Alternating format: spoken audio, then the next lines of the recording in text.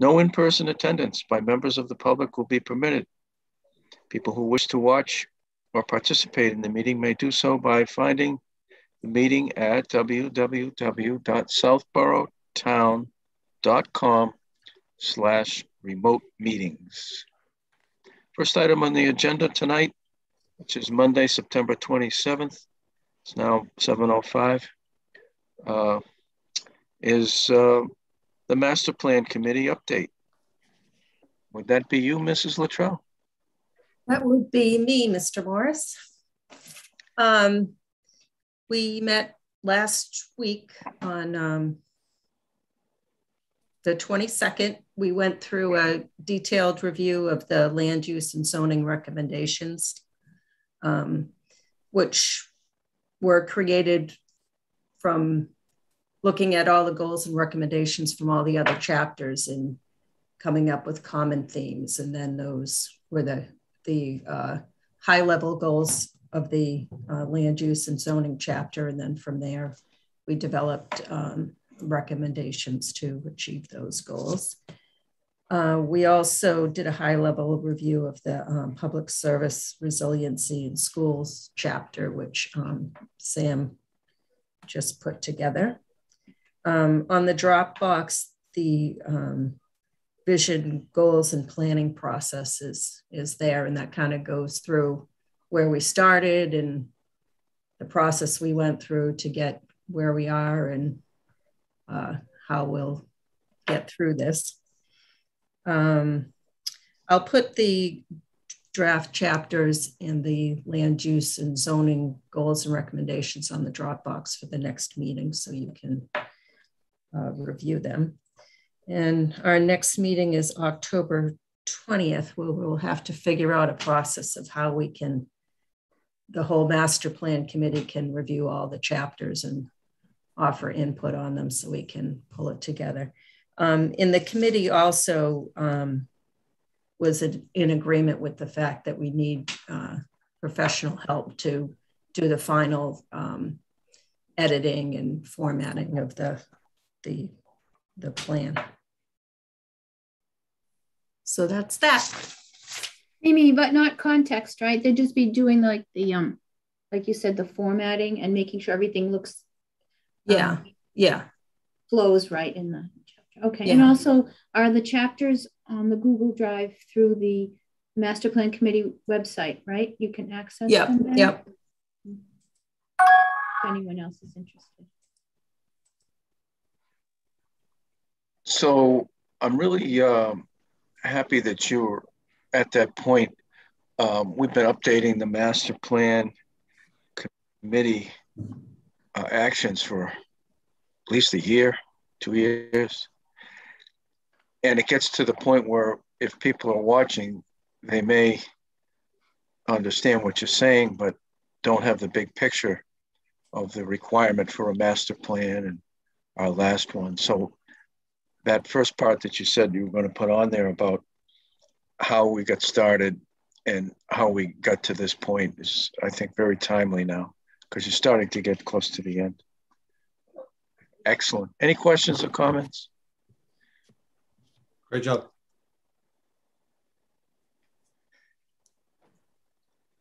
And we have Jesse, so we have the full board. Hi, Jess. Hi, Jesse. All right. Next item on the agenda is a continued public hearing. 6-8 Turnpike Road modification to major site plan. This is continued from July 19th, August 16th, September 13th. We'll ask the town planner to update us. All right, since the last meeting, which Dawn just said was September 13th, we granted an extension to continue the public hearing to this evening, September 27th, with planning board action by October 1st. On September 21st, we received submission number 4 from Peter Bemis with plans dated September 20th, 2021, and response letter September 20th, 2021 as well. That submission was sent to the planning board members and also put on the planning website under news and announcements for the public hearing this evening. We do have an extension request from Peter Bemis that's signed by him. Should there be a need to extend beyond this evening's meeting. And that brings us to this evening. So you should have, let me see if there's anything else. Nope, that's it. Thank you. Hello, Peter. Good evening. Thank you. At the last meeting, we had discussed trying to contrast the current plan with the approval and the as-built that was supplied by the previous engineer, Cornerstone Engineering. So in the cover letter that was provided to the board, we outlined the 4 items in the decision of vote for major site plan approval and the 5 items relative to the lid decision. And as an overview, I basically took each item individually and provided a response. So the first item was pertaining to a retaining wall that was along the southern portion of the site. That retaining wall was constructed, and it does appear to be substantially in compliance with the design and the decision. The second item was along the common lot line, and this would have been towards the easterly end of the site. There was discussion about drainage spillover. So again, I looked at the site, actually took a couple of pictures in this area so that the board would be able to see it firsthand if they couldn't get there. And there's some large outcroppings within this zone, and the area is all stabilized on our side of the project. And then on the rear, that site is under construction. I believe that's 10 Turnpike. And there is a series of an outlet control structure, if you will, that I took a picture of, and a sump area where there's like a temporary basin holding water. But again, nothing looks unstabilized other than the construction limits on the adjacent site. Then the last item, the third item on the decision was relative to lighting. A lot of this pertained to items during construction and post-construction. I just looked at the record and said there was no complaints relative to lighting to date that I was aware of, so that the lighting should be a resolved issue. But if it's an open issue, we can certainly carry it forward in the current proposal. And then the fourth item on site plan decisions were that we itemized where we saw deviations from the as-built to the design plan. And what we found were 4 items. So there was identified, and it's been part of a discussion item, the plantings. So these plantings were supposed to be along the easterly boundary as well as in the detention basin. They seem to me to have been all delivered to the site. The contractor looks as though they stockpiled them, and then they never did anything further with them. They kind of healed them in, and that's where they grew for the years that have passed. They're all very healthy plants. I took a close-up of one, and then the cluster is a general area, and I think they can all be transplanted very easily. So my suggestion was to take them and string them out along the easterly boundary, along the Edison right-of-way, because they're all shrubs that would provide good cover in foraging birds and for small critters that certainly are living in that Edison right-of-way. A landscape island was installed on the easterly side of the building. That caused a bit of a shift to the east for the proposal, but we designed based upon that shift. So I personally believe it would all fit in just perfectly with what we've obviously already designed.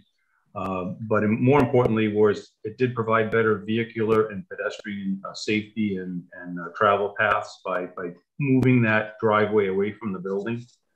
So that was one benefit that did occur, but it is a deviation just the same. Peter, is that shown on the as-built? You know what, Karina?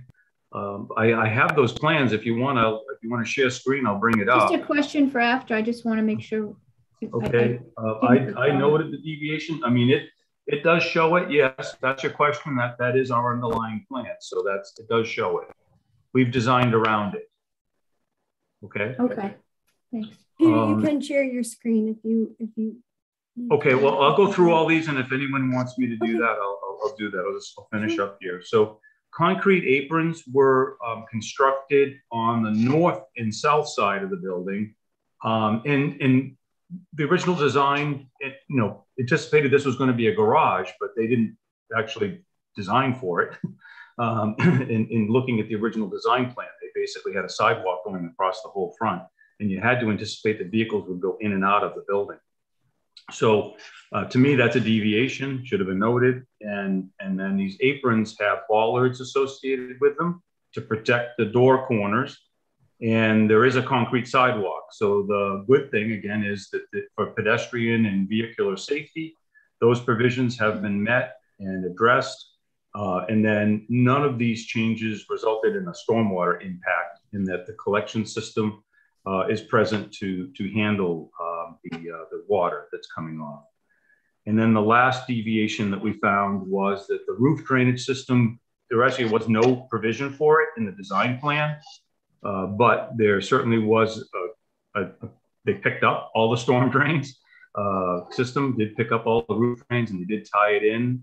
And there's an identified collection pipe now showing into the detention basin next to FE2. So that's another thing that we noted. And then on the lid, some of the decisions of the lid dovetailed with the site plan. So items 1, 2 are identical to the responses I just gave you for those items. And then the third item was an executed O&M for construction. I don't know if the contractor executed one or not, so I couldn't answer that. But I can tell you that we did supply a 2021 inspection of the site, and that we did address that O&M going forward with conservation. And again, with the board's approval of this, because Concom's already approved it, we would be obviously following the new program that we would construct hopefully this fall. Item 4, I did note the as-built deviations that was discussed there. And what I've recommended for a way forward is that we would do a new as-built, again, with the board's approval of the plan changes that we have. And then we can give you a full engineer certification for the site. I don't like the thought of doing redundant work, but where the previous design firm didn't fulfill its obligations under the previous permit, we'll have to pick that up. And that's my suggestion in item 4, is that we would do that. And then item 5, again, I don't know about a responsible party having been identified in the SWEP, but from my perspective, the owner is always a responsible party. That's how we filled out the annual report, and ultimately it's their responsibility. And going forward, that's who would be named in the SWEP when we come forward, is that the responsible party is the owner of the property. I did provide photos for all of this, and I have the ability to bring those up if you want to share screen, if somebody didn't get to look at that or wants to ask a further question. I'm hopeful you'll support the proposals for 6 Turnpike Road. Thank you. Hey, Karina, where are we with Fuss and O'Neill? Fuss and O'Neill provided a review on the second submission, which left most of the, there are like 8 or 9 items, of which 2 had to be addressed. The rest were all, if the planning board decides to approve it that way, waive or condition it. So the 2 items were the handicap parking spaces that needed to be shown on the plan, which Peter showed at the last public hearing. I looked at those as well, and they appeared to have the right dimensions and correct numbers. There was a note that referenced the existing conditions plan that hadn't been updated on several of the sheets. Peter fixed that on this submission number 4. He updated the note to reference the proper existing conditions plan that he's attached to these plans.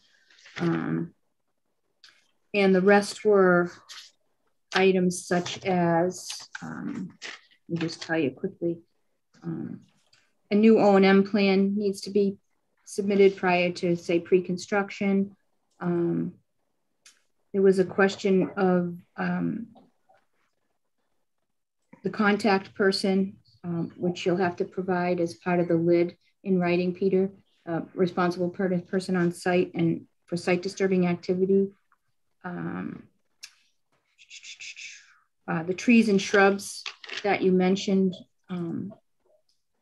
to, and I think you noted on the plan, to replant those if possible, to transplant those. And then if they don't take, that you would, the owner would provide in-kind plantings to replace the ones that don't survive. Just trying to see what else. So the rest of the items are kind of discretionary for the planning board. Just check one more thing here. Parking was addressed, the O&M, the change should not, there was a slight increase in volume, and it's minimum compared to the approved calculations. The change should not have an adverse impact on the site. That had to do with stormwater runoff. The CDS units as part of stormwater are comparable in providing the same levels of total suspended solids removal. However, they're not a lid principle. And I believe, Dawn, at the last meeting, you had mentioned that Peter could reach out to the DPW. I spoke with Karen Galligan, and she said that if the applicant was conditioned to mitigate the lid aspect by promising a tree somewhere else in town, that she'd prefer that they ordered a tree and she would pick it up, her people would pick it up and plant it in town so that it doesn't sit at the DPW yard and get damaged there. Contact person. And then it was the question of the Conservation Commission had waived aspects of their treatment structures, which was in line. The applicant should provide options for treatment units and provide cost comparison, but the Conservation Commission had waived that, that condition. And then the last condition was, the last comments were regarding the as-built, and that's been onward. We've been carrying that forward throughout the whole public hearing process because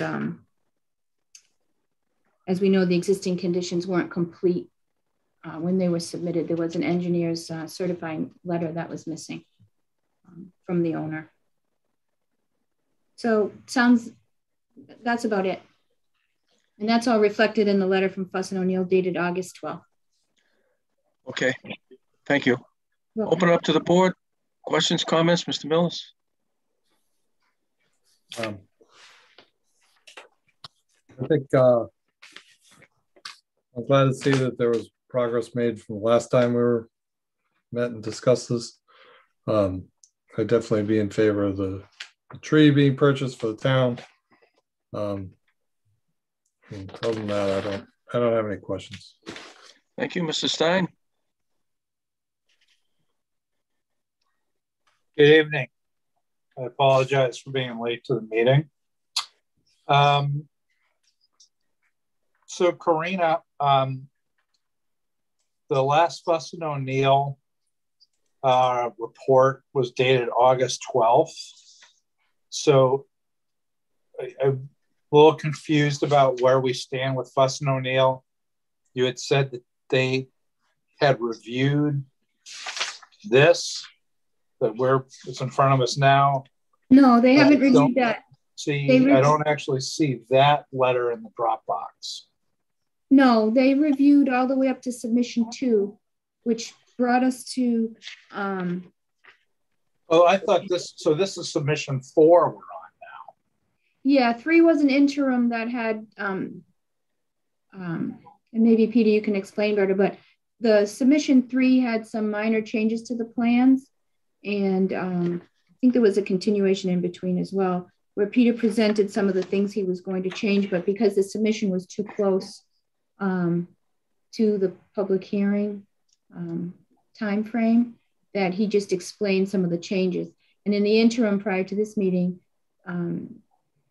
Peter made additional changes to the plans, which became submission 4. So that's a question on the table. Once the plans, maybe even in this condition, in this status, they could go back to Fuss and O'Neill for a final review. But often I know, and it may not be the case here, but when you only have 8 comments left and 2 of them were addressed and 6 were recommended, the planning board decide at their discretion if it's okay with them or not, or include a condition in the decision. Well, the only thing that concerns me though is it's really not just those items. There's a whole bunch of stuff regarding the as-builts. Yes, there is now, right. That's really opened up a big can of worms. That I hope that is Fuss & O'Neill going to participate in terms of reviewing these red line items in the context of the as-builts? They can if the planning board wants me to engage them to do another review. If the planning board is not comfortable with the responses or the comments being addressed in the last review letter, if they're not carried forward enough, or there's still lingering questions on some of these responses, we can provide this submission to Fuss & O'Neill. Well, this is a lot of stuff. And like, here's an example.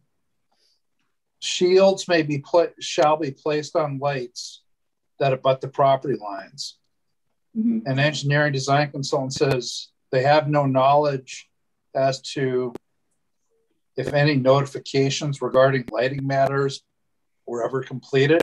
I mean, that if that's how this has been structured, we absolutely, in my opinion, need a consultant, because I don't have time or the bandwidth to go through these items piece by piece and find out and verify this stuff and see where we really stand on this. And this is some pretty, I can't recall a situation quite like this, where we've been this far off from the as-builts, or non-existent as-builts really, and trying to bring a property into compliance and do a change on the site plan all in one shot. Well, I fully support Fuss & O'Neill reviewing the letter dated September 20th with the engineering design consultants' responses in red. And I really feel like any other comments by me would be premature at this point. Thank you. All right, just to respond, Jesse, a couple things real quick. That we do have a stamped as-built, but as you indicate, it's not fully vetted by our engineering consultant. But there is a stamped as-built. And then the second thing I wanted to just point out, you may recall that this property owner did come before the planning board for a complaint about the lights a couple of years ago, which he, if I recall correctly, he addressed those issues with the lights. And I think that that had been settled at that time, but that is true. No excuse that it's not addressed in this as far as what that outcome was, if the owner has knowledge of that. So I thought I was done, but I just have to throw it out there. You know, sometimes the planning board takes some criticism in this town for the length of time it takes to get a project through the approval process. Mm-hmm. But yet, to me, this is an example of the planning board we're just doing the fair and basic review. And here the process is being elongated, and not necessarily by the current proponent who's with the current applicant, but the current applicant is having to deal with the shortcomings of the previous project management. So hopefully my little extra comment resonates with somebody out there who thinks we're not doing our job. We're doing our job as the planning board. And now I'm done. Thank you.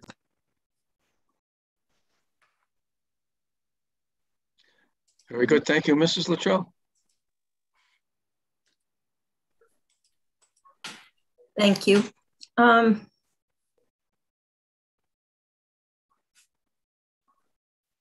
Peter, could you explain to me about the the altered limits of the sidewalk under 4C and what that means? Like, how do you get from the handicap spaces into the building? Okay, so the original proposal did have the handicap spaces located in that position. You'd have to travel through the travel aisle. But the doorways, there's a doorway left, doorway right, and they have a handicapped access point where it's flush at grade to get into the building. So okay, from back there? Yes, okay. yes. Yeah, and then the alteration on the north and south side is basically that, you know, it kind of showed like a sidewalk going across the entire building front, and didn't anticipate that a vehicle would travel through the building. But, you know, we all knew that's what they were building. They just didn't draw it that way. Oh, okay. So that's the only thing I noted, was that there's definitely a deviation here, but it's not one that I wouldn't, if I was in your position, I would have anticipated that deviation occurring. Okay, thank you. And are the lights shielded? I believe every light was the ones that were specified on the plan. Again, we weren't the design engineers. That much I could at least vet was I looked at the original plan and looked at what they purchased and installed. And I found, you know, I asked if there was any issues, and Karina had said that there was at one point, and it had more to do with interior lights and not the exterior lights. And that's what they had remedied. Okay. So from my perspective, you know, for the, with due respect to Mr. Stein, for those 3 intervening years, 4 years, no one has complained about lighting at the site. So from my perspective, I can't say more than what I know. And what I know is the lights are there. They do appear to all be according to what was proposed. There are no issues on the table regarding lights. And it would have been a lot easier if the previous engineer had just certified like they're supposed to, but they're apparently not going to do that. So we're stuck in this, you know, halfway between, you know, there and here. And the way forward I had suggested to you was that we could condition the current plan on providing you with a full itemized review, which we'll do with the new work. And then I can take every one of those details and go through every one of them. It's just very hard for me to do that when my scope of work is on this small parking lot. So I apologize, but that's the circumstances I find myself in at the moment. And I did my best with what I had to work with. So thank you. And then the last thing, or the second to last thing, thank you for the caliper is on the plans. So we don't get a 3-inch tree. And it does say that any existing tree and shrub that can be properly uprooted shall be transplanted, but it doesn't say that otherwise the tree will be replaced or the shrub will be replaced if that they can't be transplanted. Right, so that was a condition Karina had asked, and I, you know, I do believe every one of those. There's a lot of winterberry that's on the Edison property. Those can easily be transplanted. They're a very hardy shrub, and they're all in good condition. And we're in the right time of year to do that, so I'm confident with that. The ones that are in the detention basin, they're shown on the plan. There's like a half a dozen of them, and I'm still willing to transplant all of those. It's not going to be that hard, so I'm fine with that. If those, we're going to have them all. If you want, I'll document each one, and if it doesn't, you know, pass through the next growing season, we'll replace it. I'm fine with it. Okay. And my last question is, I'm not an engineer, so I'd ask the engineers if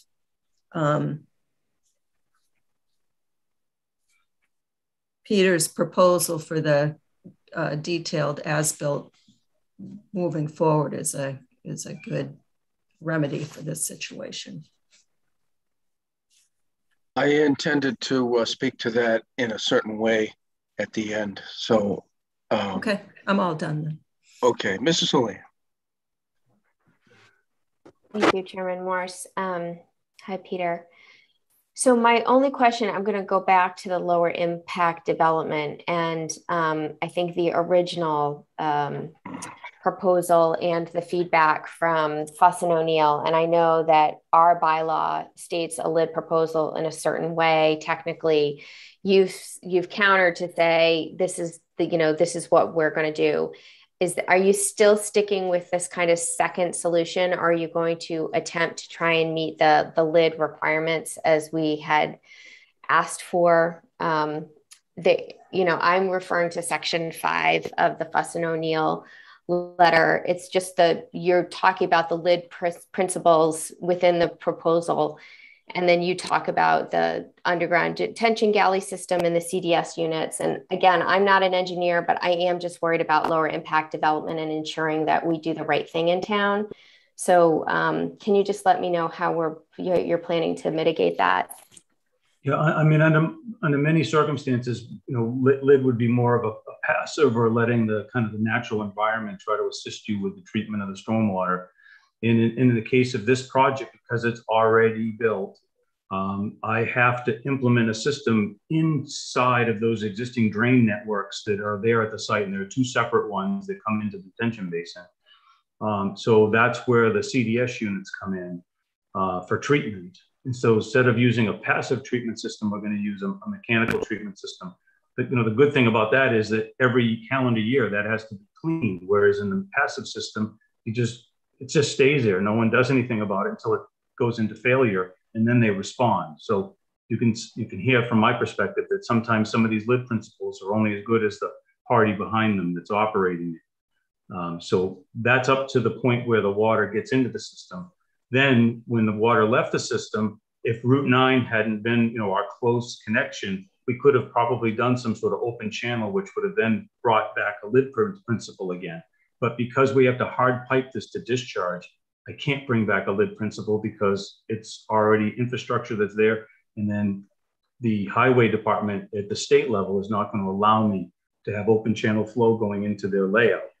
So that's where we couldn't achieve a lid principle, but we've implemented, I think, what is a good program. And then lastly, on infiltration, we did not take credit for the infiltration of stormwater in the site, but I will tell you, we are definitely infiltrating stormwater. We didn't take credit for a volume reduction in our calculations because we didn't want to make the system smaller, but I can assure you that we are infiltrating stormwater, and we will have a lower volume of discharge into the highway, the highway system. And again, you can see that in the evidence that we got back from the state, because they all agreed, sure, yeah, do this. This is a good improvement. So I'd say at the end of the day, I think we are still observing lid principles with this proposal. We're just not doing those techniques that are the passive techniques that the bylaw, the way it's written, is looking for you to do, because our project's already here. So I'm not going to sugarcoat it. I'm not going to say something that's not right. I'm giving you the facts. I do believe that we are meeting lid principles and that we have an equally good lid proposal than the previous plan. But when it comes to the way the bylaw is drafted, it won't let me take credit for any of those things that I'm doing, unfortunately. And that's the quandary. So what I could do. Peter, did you incorporate the roof drains into the new design? I did. So all the things that we're supposed to do are done. And we are infiltrating all that stormwater. The way the lid principles could come back is that we take this whole parking lot, instead of draining it into a closed system, we would then put like a filter strip around the whole edge of the parking lot. I just think that's a terrible design feature. I wouldn't want to do that at this site.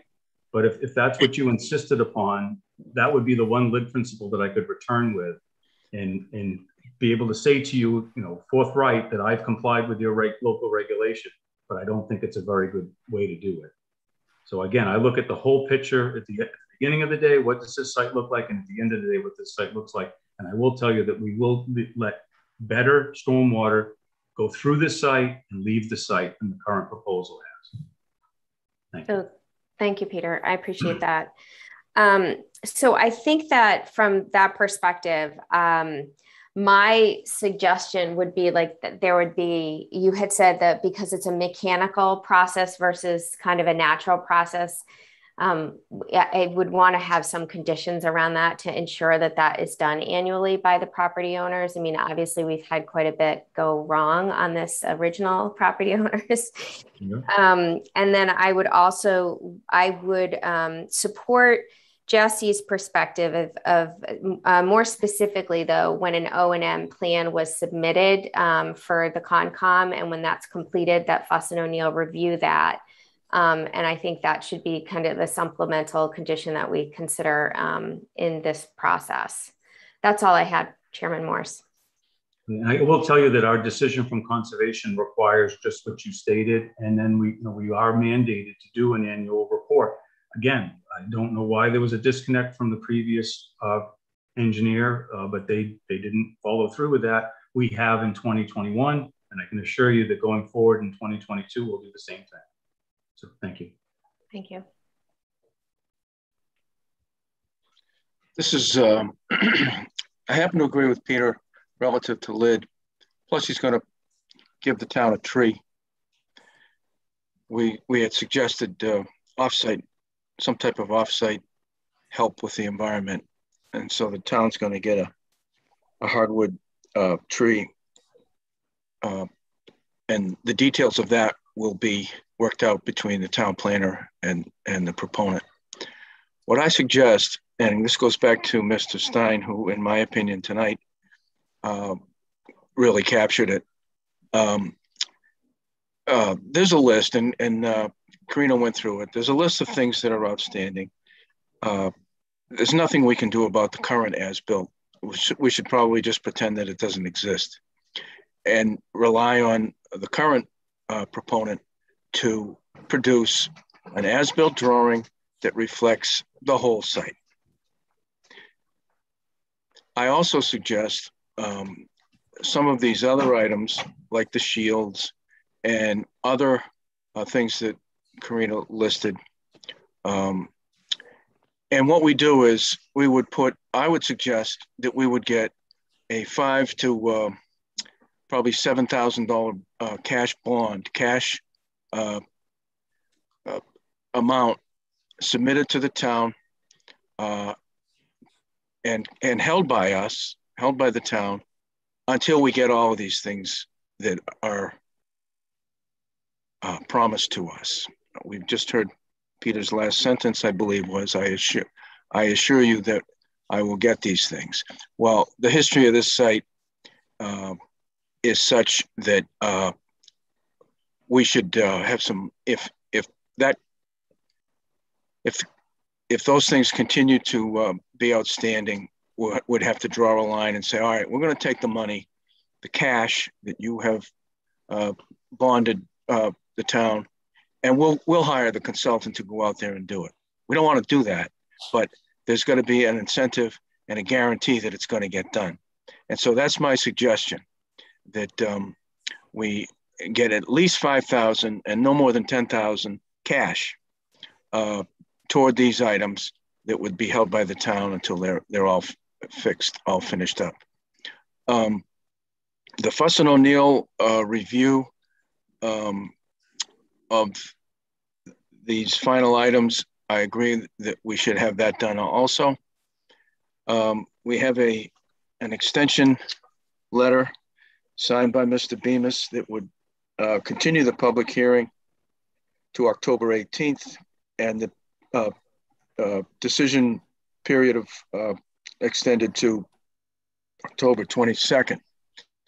I would suggest that between now and October 18th, that Mr. Bemis and whoever else is on his team work with the town planner for written conditions that the board could vote on the 18th, along with accepting the cash amount to be held to assure that these things are done. Earlier, Mr. Bemis stated that he was hoping to get this project built this construction period, and I would think that with the cash amount, there'd be a more of a comfort level for the town of Southborough that we would be trusting to get these things at the same time that we would hopefully approve this modification with conditions on October 18th and let them start the work this construction period. It's not a huge project, but it is somewhat surgical at that site. So that's my suggestion. And the board and town planner and the proponent should all be working toward a vote to approve the modification with conditions on October 18th. We'll open it up to the public. Any questions or comments?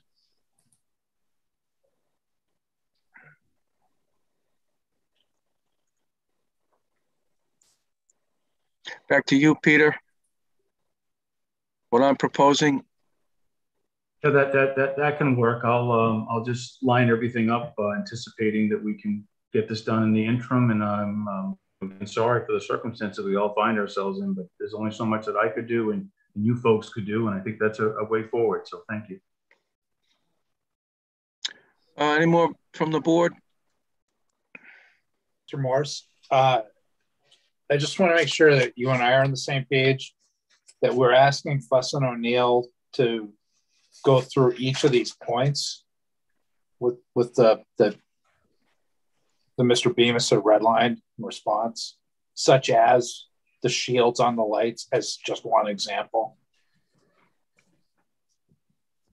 Yeah, well, I don't know if it's necessary for them to do that between now and October 18th, especially since between now and then the board would not have voted to either grant the modification or not.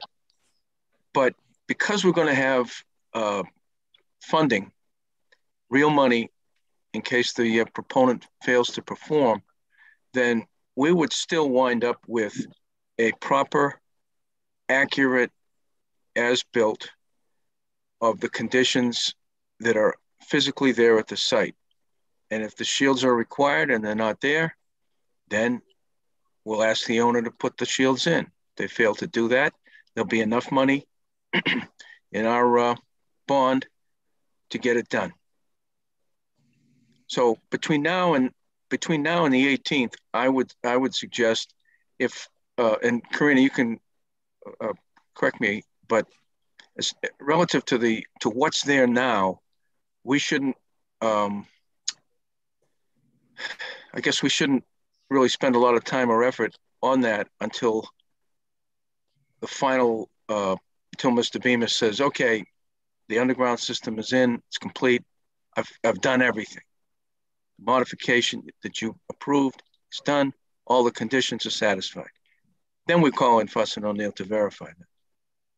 Right. What would happen is they would provide. So if this application gets approved with conditions on the 18th, and a bond is provided between $5,000 and $10,000 to cover the cost of an as-built and ensure that we get an updated O&M plan, that once the modification is approved and appeal period lapses and construction can take place, at the time when construction is done, the engineer would provide an as-built, which would then go to Fuss and O'Neill for complete review, which would require an on-site inspection, as well as a report back to us.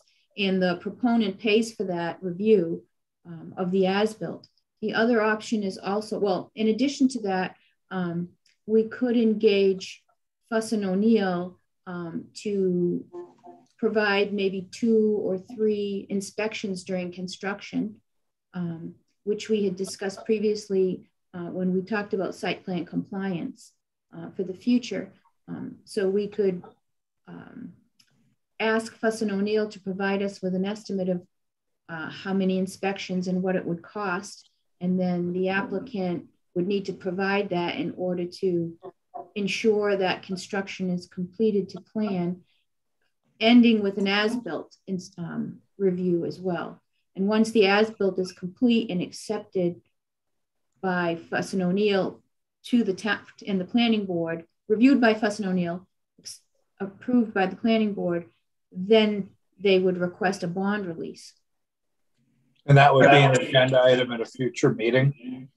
Right. Similar what we do with subdivisions.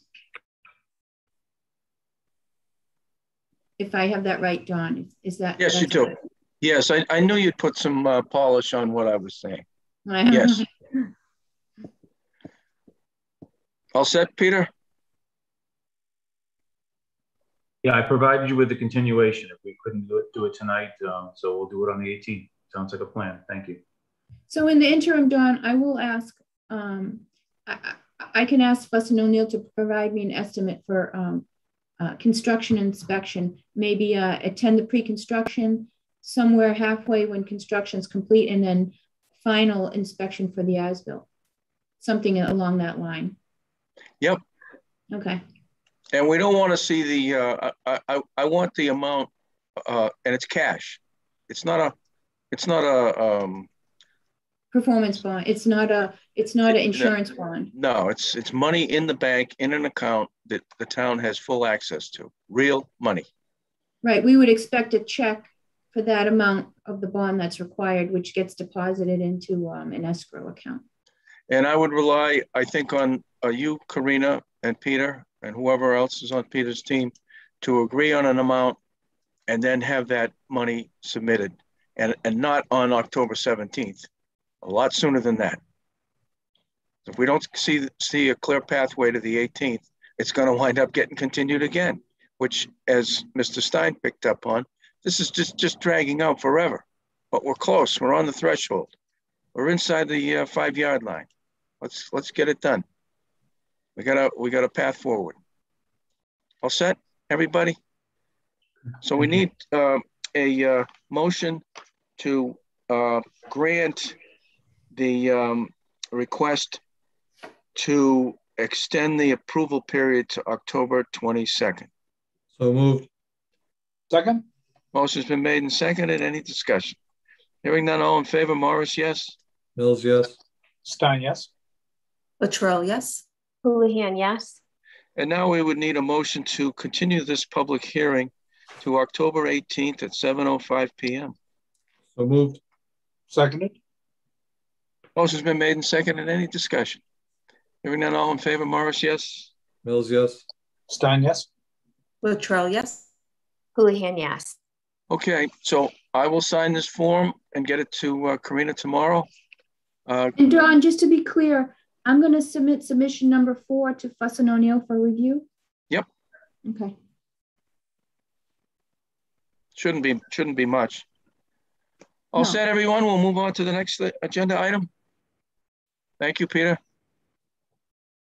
Which is continued public hearing, proposed downtown district bylaws, zoning map, and design guidelines. This public hearing is continued from July 19th, August 16th, September 13th, September 20th. We'll ask the town planner to update us on what's happened in the last week, and Sarah to either ask someone or tell us who from the EDC and the Board of Selectmen might be in the room.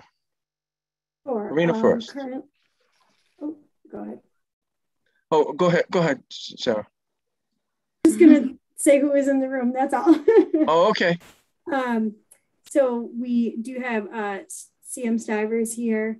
Miss Lisa Braccio is here. And that's everybody I see from the boards at this moment. Did you say anyone from the EDC? I don't see anyone from the EDC at the moment. If anyone's out there from the EDC, can you raise your hand in the attendee list? Because sometimes just phone numbers that we can't tell. Right, we do have one phone number. So I don't see any hands. Do you, Sarah? I don't.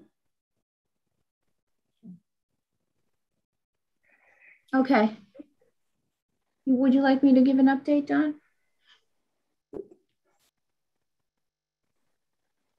Yeah, it's just it's yeah, I'm hoping that someone from the EDC tunes in, but we'll press on. Yes, please update us. Okay, so on September 20th, the planning board added a public hearing date specifically to discuss the downtown district bylaw that's proposed in the 3 components, which is the draft bylaw language itself, the zoning map that would reflect this new downtown district, and then also the design guidelines promulgated by the planning board to work for projects in the downtown district. So the planning board provided several recommendations and edits to the documents and voted on them. And the following day, we provided those to the Board of Selectmen for their meeting on the 21st. Just one page behind. At which that the Board of Selectmen, it's my understanding, also approved those changes. So let's see here. I received an email from Lisa Braccio the next day giving me an update that those documents, the proposed bylaw with the edits from the planning board, the zoning map, which was a reflection of mock-up number 2, which excluded all the split lots and the railroad parcel, and the edits to the design guidelines. Well, the first 2, the map and the bylaw, were approved by the Board of Selectmen. The planning board approves the design guidelines. Then when I got in this morning, I asked Mark Purple what he needed for print for the warrant, because I know he likes to send them to town council for review ahead of time. So he said he needed the bylaw. So I fixed the bylaw and incorporated all the changes that the planning board wanted and provided him that with the zoning map and also the design guidelines with all the edits hard inserted, so that he would have those to pass on to town council for review and in time for printing on the warrant. Then today, I also received a letter which I passed on to the board to the planning board from the EDC,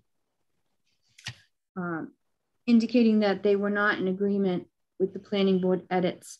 I believe they met on last Thursday evening to discuss the meeting that the planning board had on the 20th and the changes that the planning board had recommended. I also received an email with a request to read into public record the EDC, from the EDC, what they thought about the recommendations, which I also provided to the planning board members. And that brings us here to this evening. I just want to point out that to just make people understand that the special town meeting is scheduled for November 1st, and the Board of Selectmen are going to sign the warrant by October 5th, I thought it was, in order for it to go to print so that it can be published in time for the special town meeting. So that brings us here. So we do have a letter and an email, and then also I received some questions from Bonnie Faniff regarding specifics about a property in the business village district that's not in the downtown area, and a couple of questions related to design guidelines, which I'll respond to Bonnie in an email tomorrow once I research and find some answers for her on that. Pretty specific questions. That's it.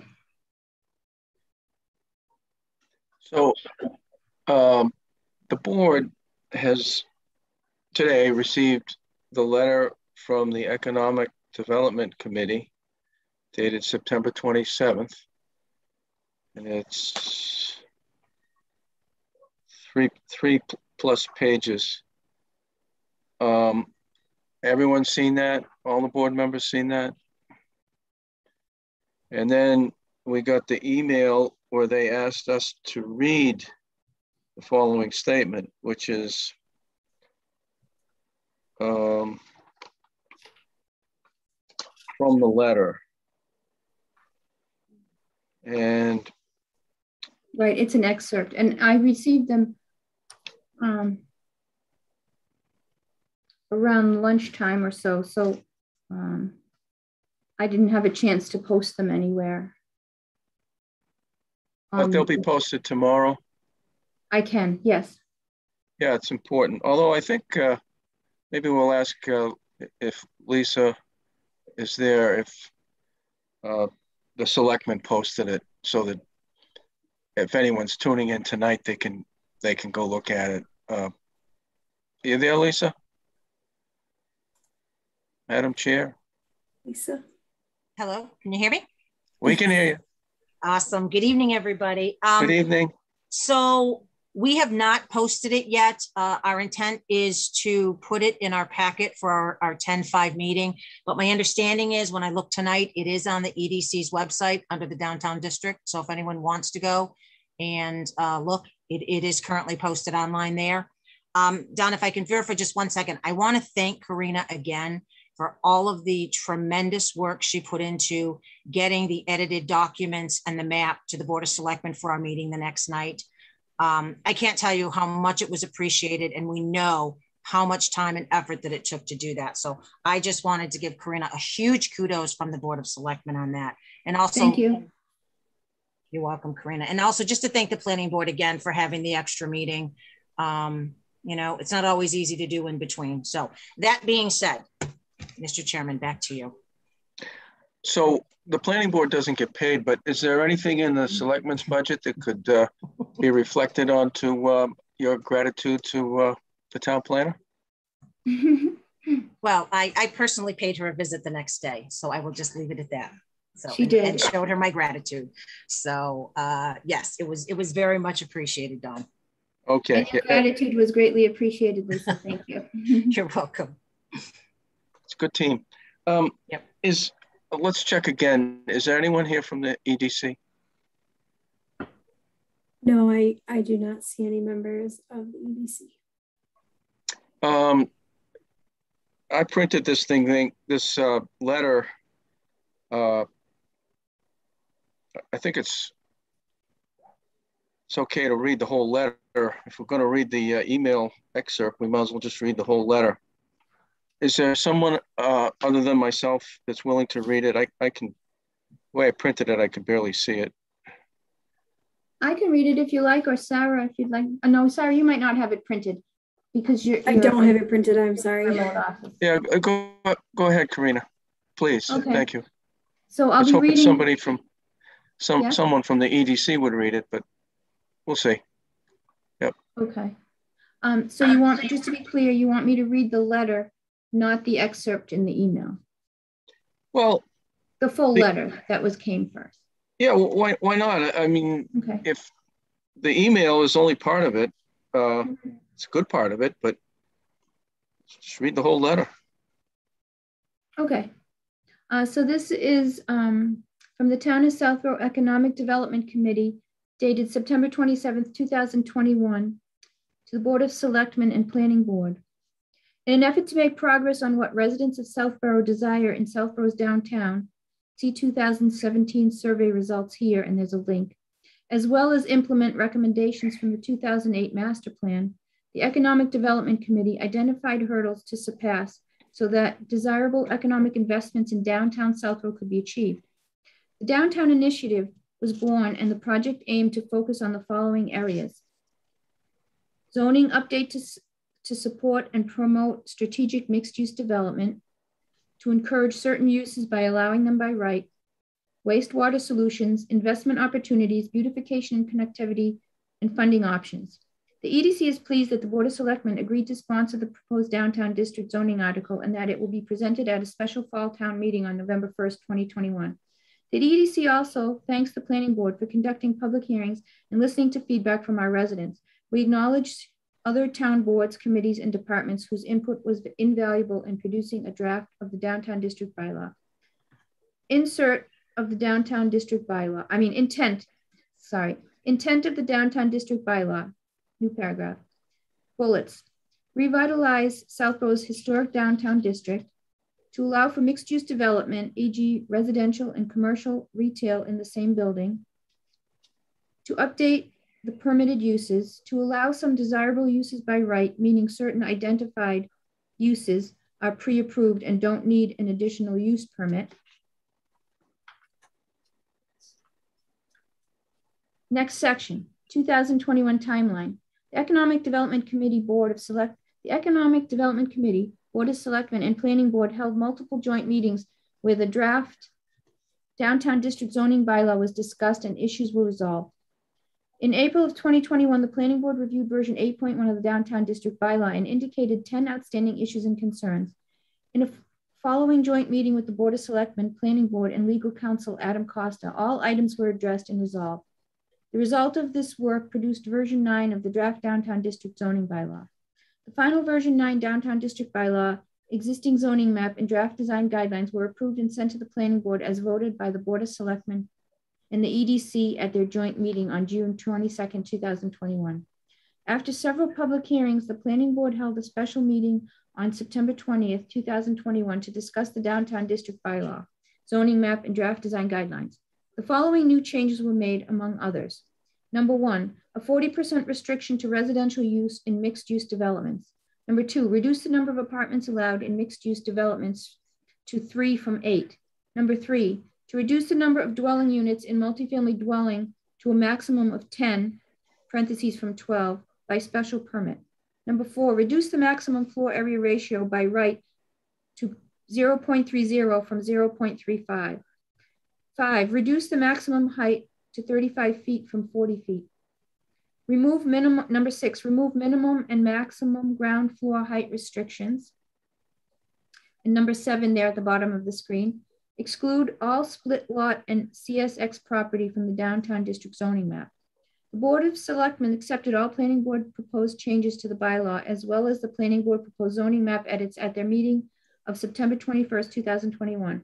The Board of Selectmen voted to publish the downtown district warrant article with the above mentioned Planning Board recommendations by October 5th, 2021, in preparation of the November 1st, 2021 special town meeting. Next section, Economic Development Committee concerns. The Economic Development Committee is not in agreement with several of the recent changes made to the proposed downtown district bylaw for the following main reasons.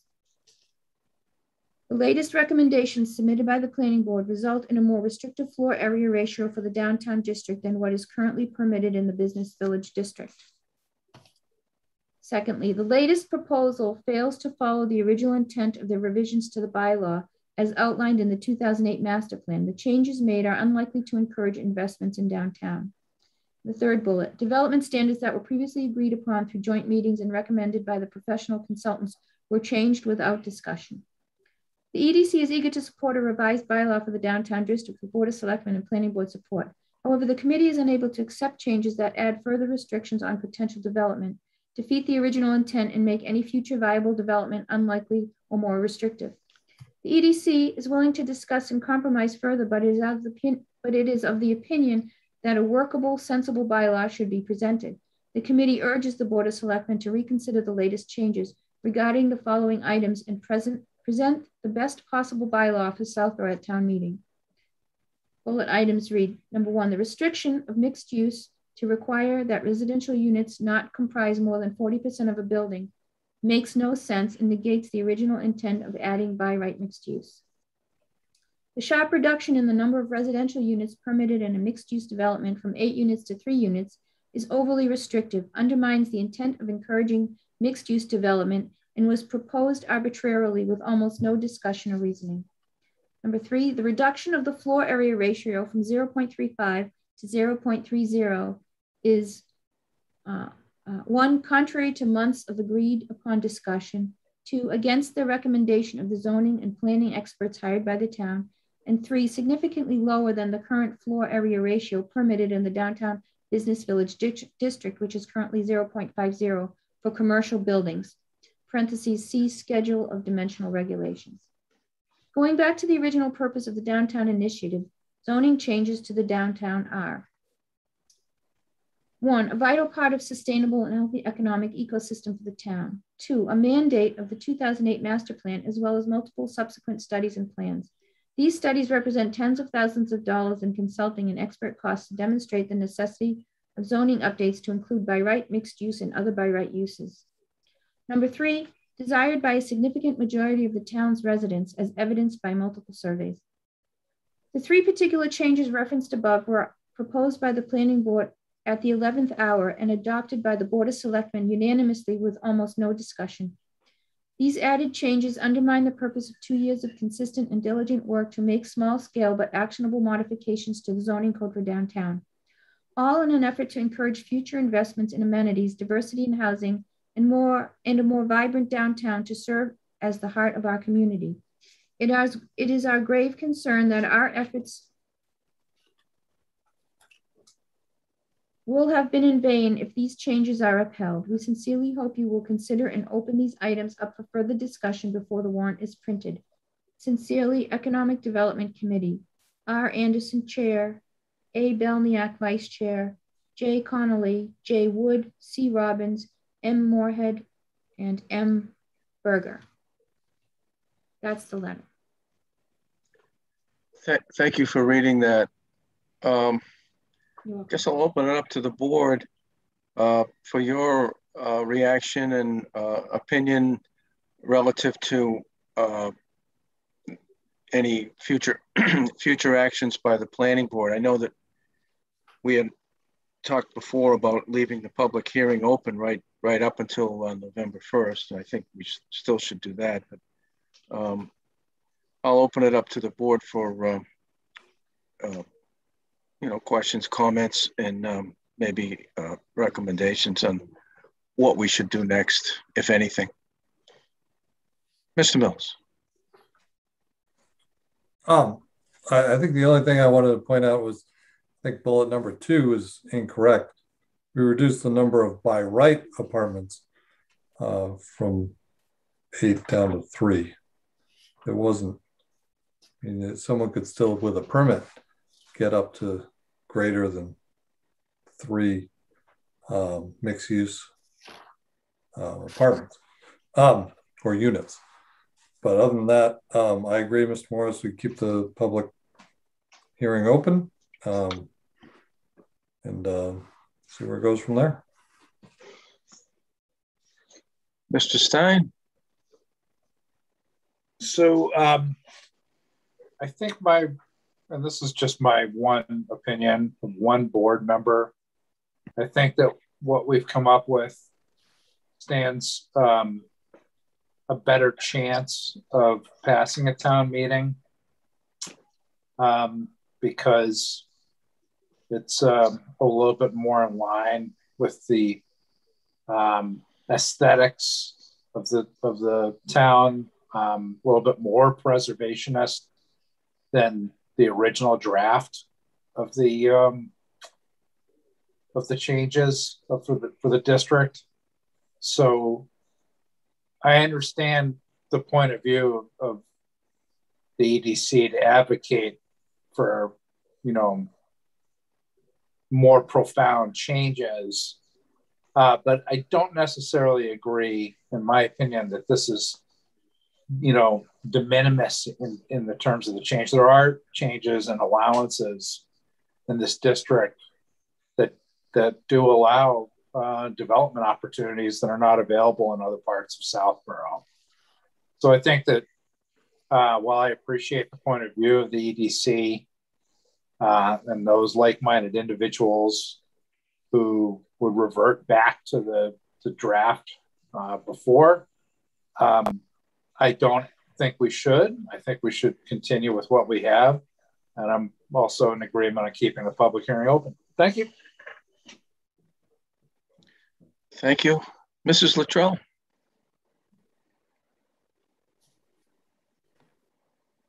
Well said, Mr. Stein. I think it's a shame. We've come a long way. The planning board and the board of selectmen are in agreement to bring this bylaw forward. And just to be clear, we have public hearings to hear input from the public and to make adjustments to, or suggest adjustments to the bylaw based on that public input. So the contention that changes were made at the 11th hour and that there was a final document isn't true. What's the point of a public hearing if you have a final document that you're not going to make any adjustments on? And I think it's a shame because to me, this does meet the intent of the project to add mixed use by right. And the changes made are more in line with the small scale New England village as opposed to an urban downtown. This adds mixed use by right, which we didn't previously have. It brings most of the downtown properties in compliance with the bylaw by reducing the minimum lot size by 50%. It allows multifamily housing outside of an over 55 or a major residential development, which is not allowed anywhere else in town. It updates the uses. It creates an avenue for additional affordable housing. And it allows residential density that we don't see anywhere else in town. So I think it was a good bylaw, one that had a strong chance of passing at town meeting, and it was one that I could get behind, which the previous ones I had issues with. That's what I have. Thanks. Thank you, Mrs. Houlihan. So I'll echo my fellow board members, Mr. Stein, well said, Mrs. Luttrell. I really enjoyed being part of the process, although it was somewhat painstaking and challenging going line by line. I really thought that the planning board came to some nice new language around what, not new, but balanced across our board that we felt would be appropriate. And again, as an elected board, I think we represent the citizens of Southborough. We approached it as a 2-scale bylaw, and to what Mrs. Luttrell just said, it was one that I felt we could get behind. And I do think there are so many new by right uses that are now available that weren't available prior to this. And I also think it does a nice job to kind of get some of those properties that were a little funky on Lattisquama and Foley in line. So I think it's, I really support the methodology, the process, and I'm sorry that EDC feels that it's all their efforts were in vain. I think what we're putting forward is a really nice collaborative piece of work. And I was thrilled to hear that the Board of Selectmen supported our recommendations. So I am 100% open to keeping the public meeting open. And I am not willing to make any changes to the written bylaw as is, unless we hear from other neighbors. Thank you, Chairman Morris. Thank you. Yeah, I know that, there's some of these bullets they talked about.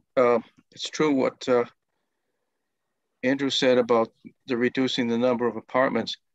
And it's really the number of by right apartments.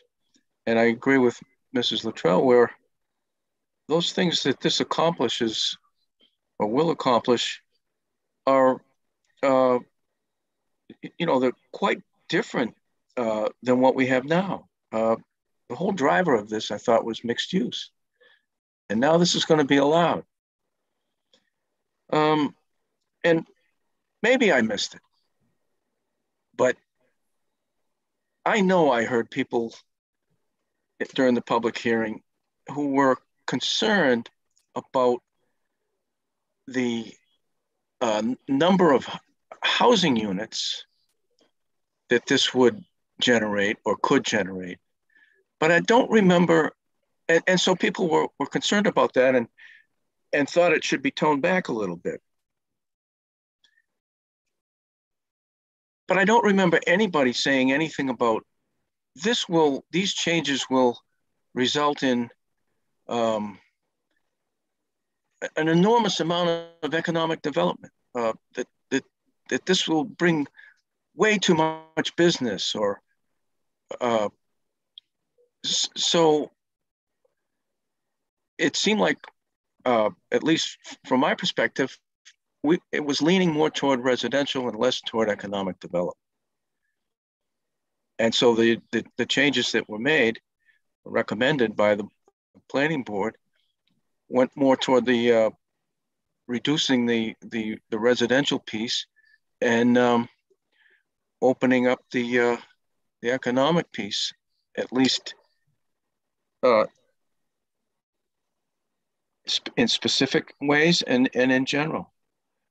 So I'm encouraged and grateful to the EDC for this letter before our meeting tonight, and especially the part about where it says the EDC is eager to support a revised bylaw for the downtown district with BOS and planning board support. And then it says, however, the committee is unable to accept changes that add further restrictions on potential development, defeat the original intent, which I'd like to hear how what we're proposing defeats the original intent, and make any further viable development unlikely or more restrictive. And then they say the EDC is willing to discuss and compromise further, but is of the opinion that a workable, sensible bylaw should be presented. So the door is still open for additional suggestions on some changes that would hopefully be acceptable by all three groups, the selectmen, EDC, and the planning board. And we heard from the planning board members a few minutes ago that we all want to keep the public hearing open. And I, for one, am encouraged that there's a willingness to zero in on some of these areas that may be able to be adjusted and that we can all live with. I have a question, and if there's no one here from even if there is someone here from the EDC, don't expect them an answer right away, but if this goes forward as it is, my understanding from what I'm hearing from the planning board members is that all five of us would vote in favor at the town meeting for this warrant article. And based on the vote of the selectmen, I don't want to put words in their mouth, that hopefully all five members of the Board of Selectmen would stand up or raise their hand and say that they were in favor of this zoning amendment. So my question is to the EDC, if you don't like it, does that mean that you're actually going to stand up, raise your hand and say that you won't vote for this, that you're voting against it as it is? And that's important because if the people see that, or if they know that ahead of time, they're going to throw their hands up and say, this needs more work. Motion to continue to suspend the article and move on. Definitely postpone it. And all this work will be down the drain for this year. Doesn't mean we wouldn't be able to keep working on it and getting it another try at it for the people. So I'd like to know that if the EDC at this point would actually stand up and say that they're against this, that by passing this essentially is worse than what we have now. I'd like to hear that, hear their position on that. So I think the public would be also. Why don't we open it up? Go back to the Board of Selectmen. Lisa, was it Sam also? See here? Yes. Lisa? Hi, thank you. So, again, the board took a position at our last meeting that we would be in support of this being printed in the draft warrant. We have not responded either time. We haven't met, obviously, to discuss the email and what was presented to us today. I do plan on having it on our agenda on the 5th when we are actually signing the warrant. So I can speak as only one member of the Board of Selectmen, but I'm still supportive of the vote that I took. Again, I'm only speaking for myself. So until the 5th, when the board actually has another option to discuss this, I can't speak to any changes they may or may not make. Or the Board of Selectmen's willingness to continue to bring this warrant article forward and let the people vote on it. No, or to pull it. Yes, I agree, Don. I think it's a bigger discussion on the 5th as to, what position we're actually going to take. If we're going to, continue to move forward, if the board has, wants to hold off on it based on the, I guess, the uncollaborativeness that we have right now, and, take another stab at what we want to do. So, I mean, all options at this point are on the table, but as of today, the board was in support of the changes that the planning board had made. Thank you. Any more, Lisa, right now, or Sam? Open it up to the public.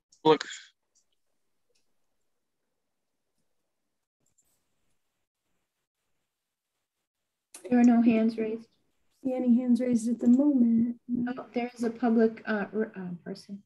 Yes, I do see Mr. Hokinson has his hand raised on. Sure.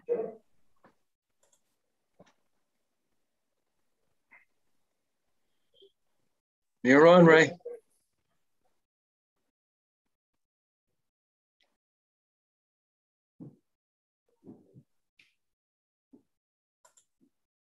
Can you unmute him, Sarah, or does he have to do that himself?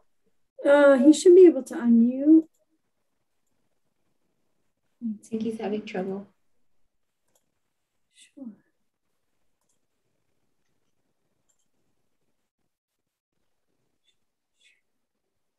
I've asked to unmute.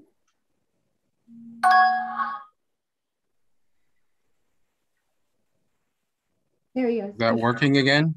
Yep, hey, we can hear you now. Okay, I don't know what happened. Like I was saying, this is Ray Hokinson, 10 Main Street. I sort of agree with, well, I don't sort of agree. I agree with the summary from many of the people on the planning board. This was, many people in the downtown district were very active with the EDC through their early engagements on proposals for the downtown business district. And then they launched off into the zoning effort. And this was the first time anybody really had an opportunity to reflect or comment on their zoning proposals. So we all had our inputs on, our concerns, and I think the planning board incorporated most of those concerns very well.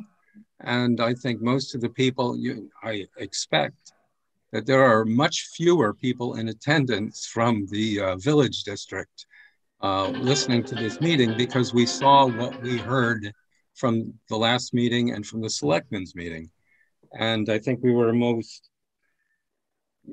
on board with the summaries. And this was our first opportunities to reflect and comment back on their proposals. I had previous experience with their consultant, listening to the consultant, because it was the same consultant that was involved in ZAC. And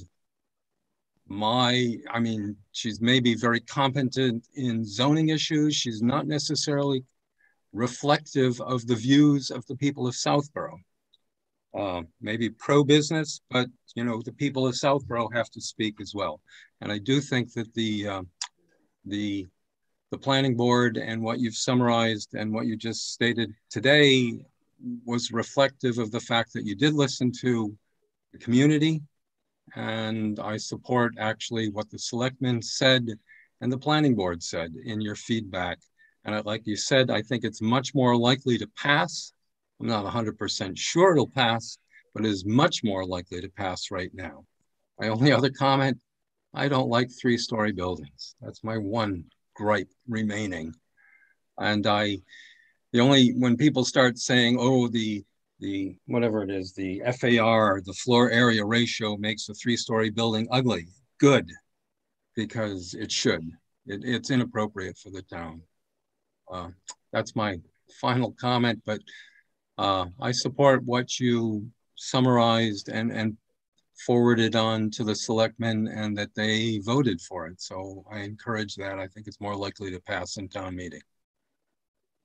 Thank you. Thank you. Anyone else? I do not see any other hands raised.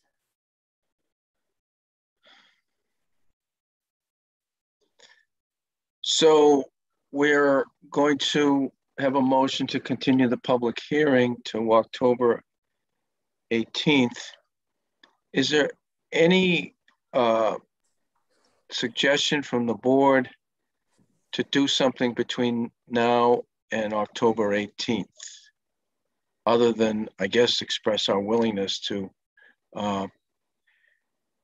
have further discussions with someone from the EDC and the town planner or 1 or 2 members of the planning board?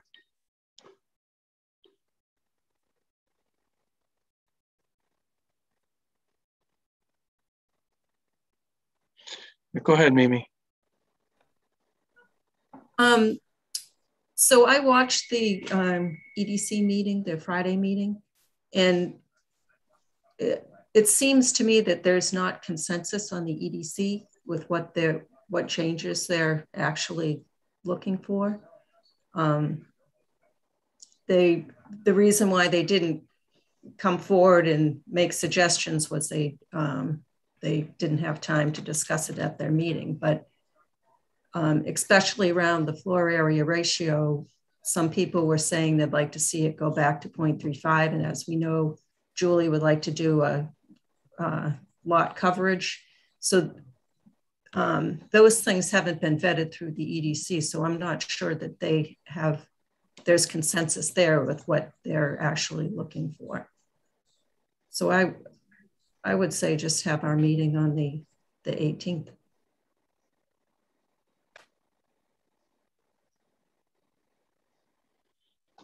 Anyone else? Nope. Oh, Mr. Mills. wait, I'm sorry. Someone last minute hand raise here. Mr. Miller?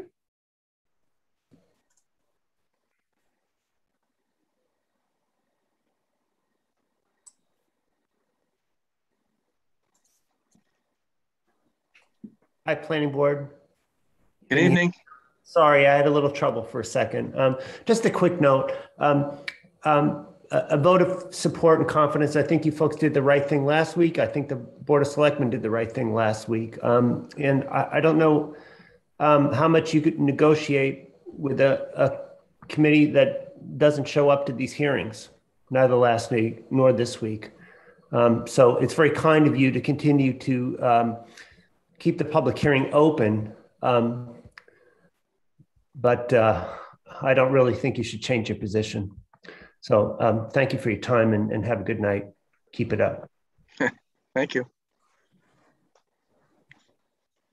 Anyone else? Mr. Chairman, I make a motion we continue the public hearing for proposed downtown business, downtown district bylaw zoning map and design guidelines to October 18th at 7:15 p.m. Second. Motion's been made and seconded. Any discussion? Hearing none, all in favor, Morris, yes? Mills, yes. Stein, yes. Latrell, yes. Lehan, yes. Okay, thanks everyone. We'll move on to the next agenda item, which is a public hearing for 325 Turnpike Road, Ken's Foods expansion, major site plan approval, and 325 Turnpike Road, Ken's Foods expansion, special permit for lower impact development. We'll ask the town planner to read the public hearing notice.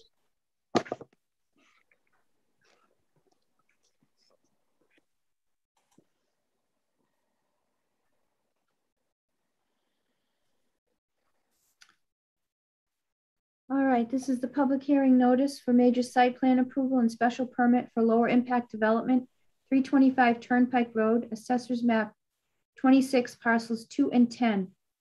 Per section 174.10 of the Southborough zoning code, the planning board of the town of Southborough shall hold a public hearing on Monday, September 27th, 2021 via remote Zoom meeting to consider application of James Bourne, representative of Ken's Foods, for major site plan approval at 7:20 p.m.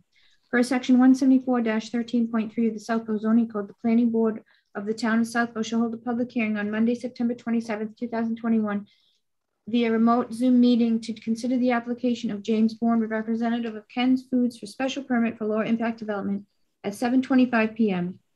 These hearings concern the development of 62,500 square foot warehouse expansion, related drainage improvements, relocation of the emergency vehicle access road and fire protection water service around the expansion.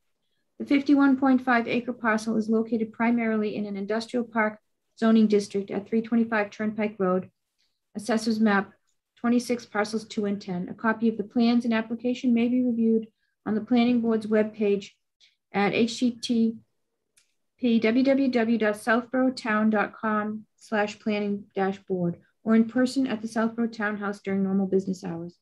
Pursuant to Chapter 20 of the Acts of 2021, this meeting will be held virtually. No in-person attendance by the public. Persons wishing to participate in this meeting while in progress may do so by going online to southboroughtown.com/remote meetings.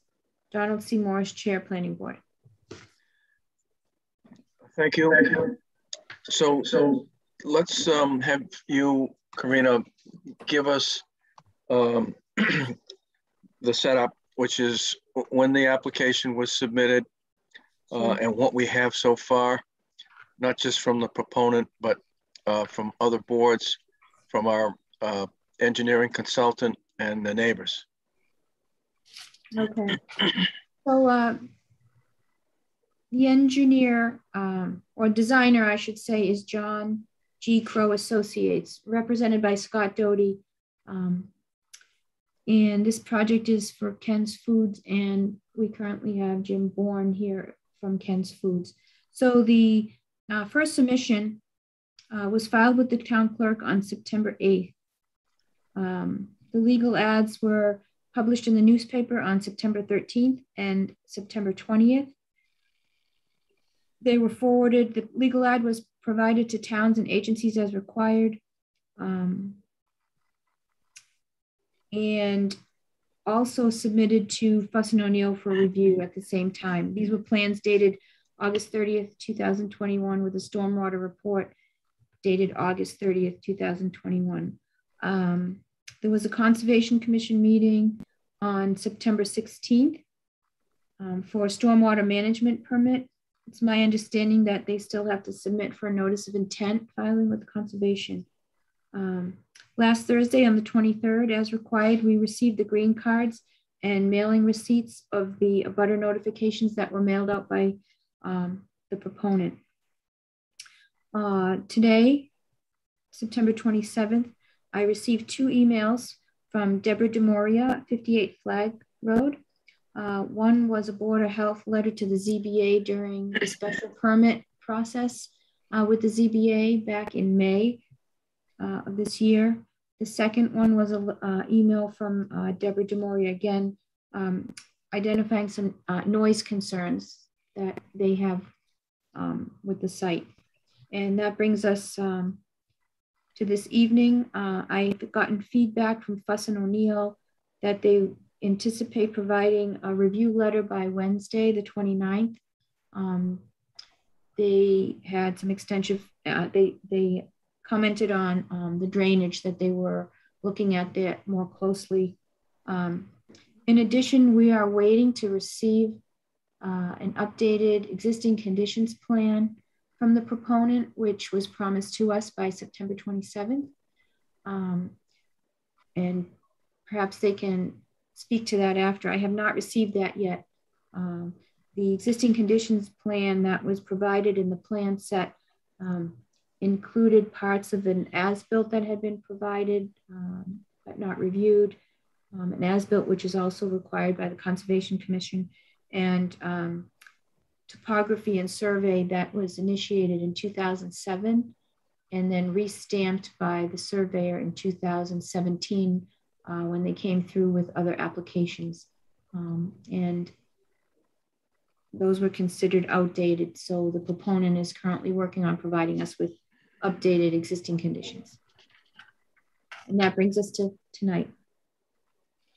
So before we hear from the proponent, the public has just heard something that Mr. Stein brought up earlier, which is how long it takes for a site plan to be performed. And virtually every single site plan submittal that we get is incomplete. And we still launch on the public hearing, anticipating that those materials will be received. And sometimes they are, and sometimes they're not. And it inevitably causes the process to take a lot longer. But we've worked with Ken's Foods before, and look forward to working with you again. So, Scott, welcome back. Thank you. We expect you to present tonight.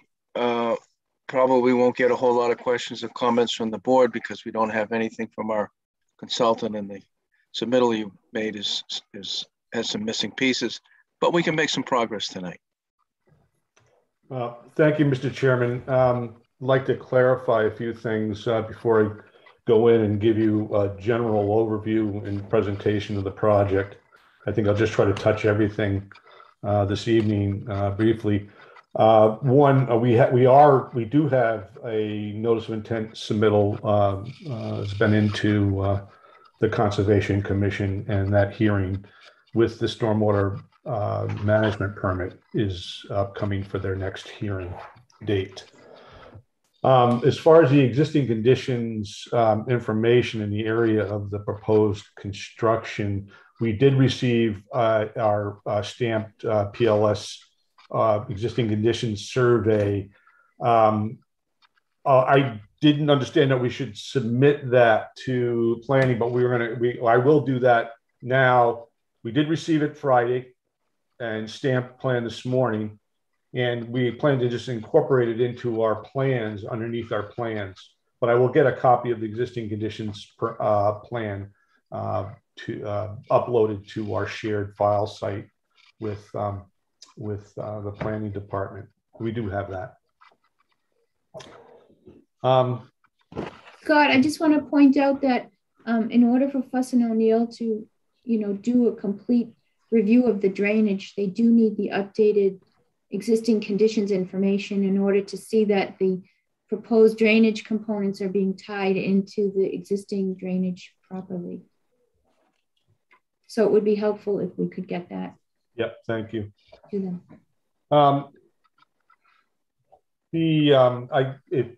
If I may I share my screen?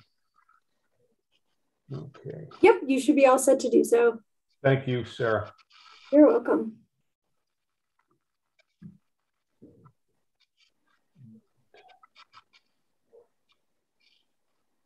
I'm supposing you can see the screen, the cover sheet for the set of plans. Yes. I don't think I need to introduce this board. I believe everybody on the board maybe is probably familiar with where the site is and where it lays in relationship to north of Route 9 and surrounded by the neighborhoods of Deerfoot Road and some of the other neighborhoods to the north.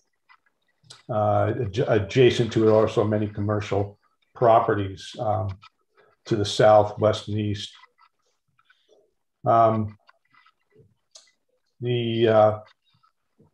It's probably best to get to an overview. A little bit of history on the board may remember that we were before the board several years ago now, maybe 5 years ago now, for renovation of the site when Ken's Foods purchased the property and renovated the site quite dramatically, actually, with significant environmental protection and water quality improvements.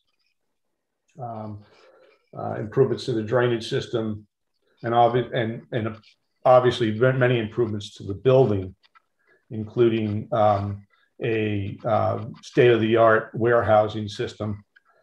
Subsequent to, then I'll get a little bit more into that because that ties into the addition and the growth on the site and the direction and why it's going where it is. In addition to that, after the project construction had started, the owner decided that he wanted to make some improvements to other areas of the site that we hadn't touched upon in our original submittal, and immediately moved and proceeded with the removal of some pavement areas and increasing the open space and green spaces on the site.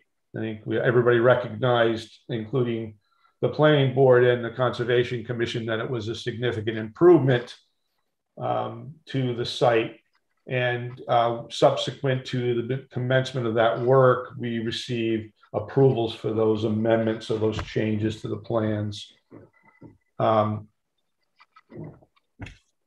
The warehouse itself has got a state-of-the-art system of robotic warehousing work, and it's basically in most of the south area here.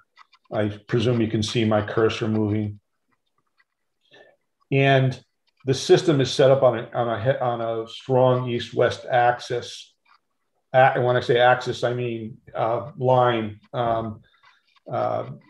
And therefore, any logical expansion of that would need to go eastward, westward being the area being covered by the truck, what they call the truck court and loading dock area, with the stormwater improvement system below it.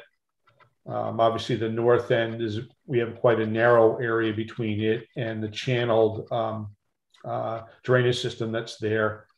In the south, we have the underground detention area, infiltration area, I call it, even though it can't be officially called an infiltration area, to the south of the building that handles some of the roof. So the proposal is to take advantage of this area to the east of the site that had been laying fallow, with the exception of when we went before the board for the amendments to add green space to the site. A topic had been raised by the Open Space Commission in town that they would like us to initiate wildflower plantings. And that area also became dual purpose for us. It was a way for us to keep some soil on the site instead of trucking it away, but also a place to plant the wildflower. We can get into that a little bit more later, and I'm sure there are some questions on that. So the expansion would go to the east in this area, and I'll go in a little bit more detail, zoom into that area. The area of construction is on primarily, again, on the east side of the building, to the southeast, and there will be some change in disturbance into the south lawn area, where we would expand the underground detention / infiltration area. Some other factors on the site: we wanted to restore or replace the displaced wildflower area with a wet wildflower meadow area and grasses to the east of where our construction will be. And the construction includes the expansion, but also the emergency vehicle drive that needs to be relocated around the warehouse also. So this underground detention infiltration area would take the roof drainage from the addition, with the increased size of this underground area, we would be able to maintain our peak rates of runoff. And although we cannot calculate a volume reduction, the fact of the matter is that the system itself creates a volume that that will allow infiltration to some extent into the surrounding soils. But groundwater under natural conditions is very high. So this area is continuously, in between storm events, creating its volume by taking in groundwater and then releasing it slowly into the surrounding water resource system, creating that volume for the next storm, which then holds, retains, infiltrates some, but also detains and releases at a slower rate of runoff from the underground detention area. The system allows, the way you have the design allows us for potential, and we should discuss with the board a bit, and Fuss O'Neill, the consultant, a level spreader for a portion of the roof. We were able to take the southernmost sections of the building roof, potentially bring them out from underneath the building in rainwater leaders at a higher elevation. And we could incorporate a lower impact solution here, in which at least some of the roof can then be drained in a spread manner, almost a natural-like manner, onto the grasses in front of the, to the south of the building, and then travel a 200-foot plus air length to get before it gets to any resources, therefore sort of percolating into the ground, much like it would have as if the rainfall had not fallen on the roof, but also had fallen onto the ground. One of the problems with that I think it's an interesting idea, is that when you model it, it will increase the peak rates of runoff. We're still reduced from existing conditions, but it increases it as opposed to when we put the entire roof into the system below the ground. I guess everybody who knows drainage might say intuitively that makes sense. Another alternative that we've come to in terms of lower impact practices is we were looking for, and we were able to find, a porous pavement solution that we're happy with, that we could incorporate into the construction of the portions of the emergency drive as it goes around the building. This would be this is the UNH large aggregate bituminous concrete solution, which I think one of the most successful examples of it is that I know personally and have observed is in the Winchester Hospital in Winchester, Massachusetts, and in which they have a 300-car parking lot and built on top of this entire thing. But I think our situation is superior to that. And the fact is that this is not going to be a utilized pavement system except during emergencies. And we are not therefore concerned with an excessive vehicular use of it, in which you might be concerned about pollutants as such. Also, it satisfies the constraint to which we want to have a good snow removal surface, so the fire department is pleased with that throughout the year. It wouldn't be sanded. We don't worry about that aspect of it either. So that's another low impact practice, that lower impact practice that we would like to propose. Overall, I think it was important from a site plan standpoint to understand that this addition will not require an increase in population on the project site at all. That affects two important metrics for any site development. One being, is an increase in square footage equal to an increase in required parking? In this case, our proposal is that it does not. And we believe that we have enough of our plans ready that we can request that confirmation and an agreement on that position with the building inspector to provide that understanding as a condition of the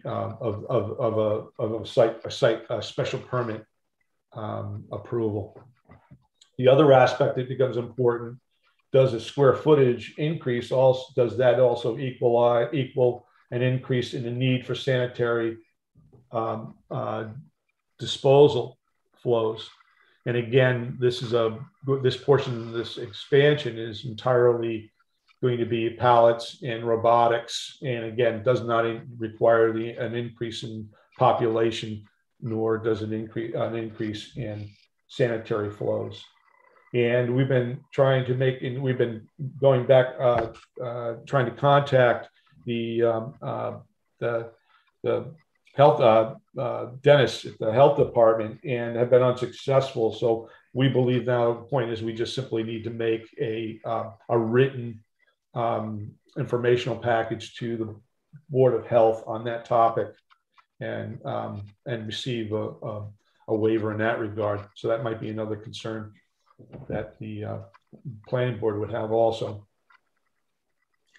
And just to wrap up sort of a general aspect of the overall site from a lower impact development standpoint, with the exception of the truck courtyard, which is a high use area in terms of potential for pollutant loads and such, where that drainage is captured within structural systems, contact systems, where solids and pollutants are either separated out because they're floatable, or by the centrifuge separating out the total suspended solids to approximately 90% plus.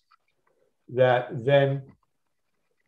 with the exception of that area and this area in the front where we're going underground with portions of the existing roof and the entire proposed roof into the system underground, the remainder of the drainage system on the site and conveyance system of drainage is all natural country-like drainage system with channels, swales, many of which, or most of which, if I probably even say all of which, have turned into wetlands over the years, and are therefore doing bioretention work in terms of low impact.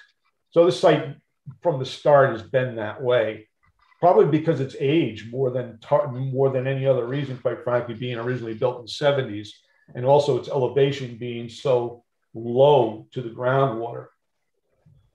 But in addition to that, when we did our renovation project a few years back, we also reduced the pavement dramatically, as I pointed out. This project itself makes a small reduction in pavement. And in addition to that, when the project was presented a few years ago, we introduced a new bioretention area here, an important lower impact development feature in this northeast corner, and that's going to be retained, and still it will actually have to handle less pavement area, because the pavement area that we're reducing is in that northeast parking lot in this area here. But those are the major elements. as far as lower impact. As far as landscaping and lighting, the landscape proposed, we believe, is in keeping with the character of the existing character that's been created in the front of the building. Again, we're reducing some pavement, but very, very little bit. So we're increasing landscape that way. In terms of lighting, there's no new lighting proposed here for this addition. Emergency, sort of small overhead lights at emergency exits are simply going to be moved out to the outer eastern edge of the new emergency exits, which are pretty much parallel where they were before. So there's no increase in parking there, so there's no increase in parking lighting as such. A second here, I want to make sure there's any other points. As far as, yeah, there's some issues that to discuss related to the water quality improvements and the best management practices, or if you would like to call them lower impact development practices that were constructed with the prior project. There is Ken's Food has been sweeping these parking lots on a quarterly basis and cleaning the catch basins and the water quality structures on an annual basis. And we are right now in the process of getting together the detail on that from their hired contractor who's been doing that for them. One of the problems is the company they originally started with was bought by another company. And they need to go back through the older company's records for the first year. But we're putting that together not only for the planning board, but also for the Conservation Commission related to the what you want to call either the O&M plan or the I&M or the inspection and maintenance plan, which we think are generally one and the same, which we expect would be to some extent could stand the way it is now, and the commitments that have been made by Ken's Foods would continue for all the existing elements out there. If we do, if it is thought to be favorable to have, and I'll just in one more minute, favorable to incorporate the level spreader on this site, and also the porous pavement, which I think everybody could agree would be a good solution, we would need to add those elements in turn to that O&M plan and for their inspection and regular reporting on a regular basis also.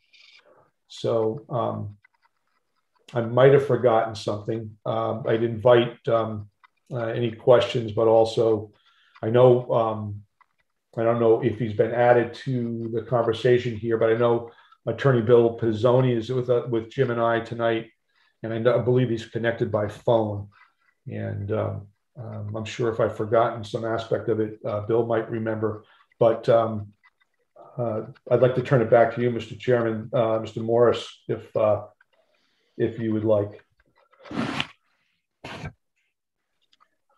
Okay, thank you, Scott. I'm going to stop. I'll stop sharing so everybody can see each other's, and I can always bring this back, or any of the plans in the set, if there are questions. Oh, I see Bill is on. Yep. Does he want to speak? Yeah, Mr. Morris, Mr. Chairman Morris, thank you.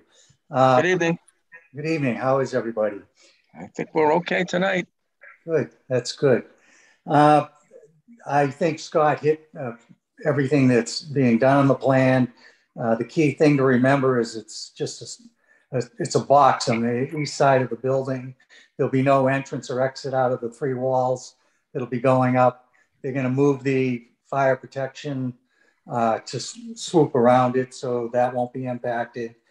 One thing I noticed you said you received some letters from Deb DeMaria. If those could be forwarded to me, I'd appreciate it.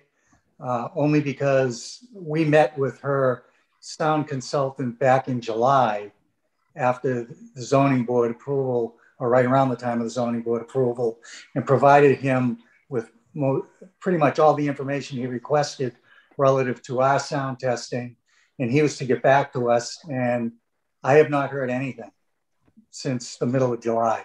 So if he's got something he wants to submit, or Deb does, I'm an open book. I'm happy to listen to them and receive whatever they have.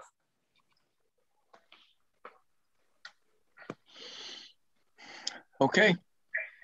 What I'd like to do is go to the neighbors before we go to the planning board members. So if there's any neighbor that would like to speak, this is the time.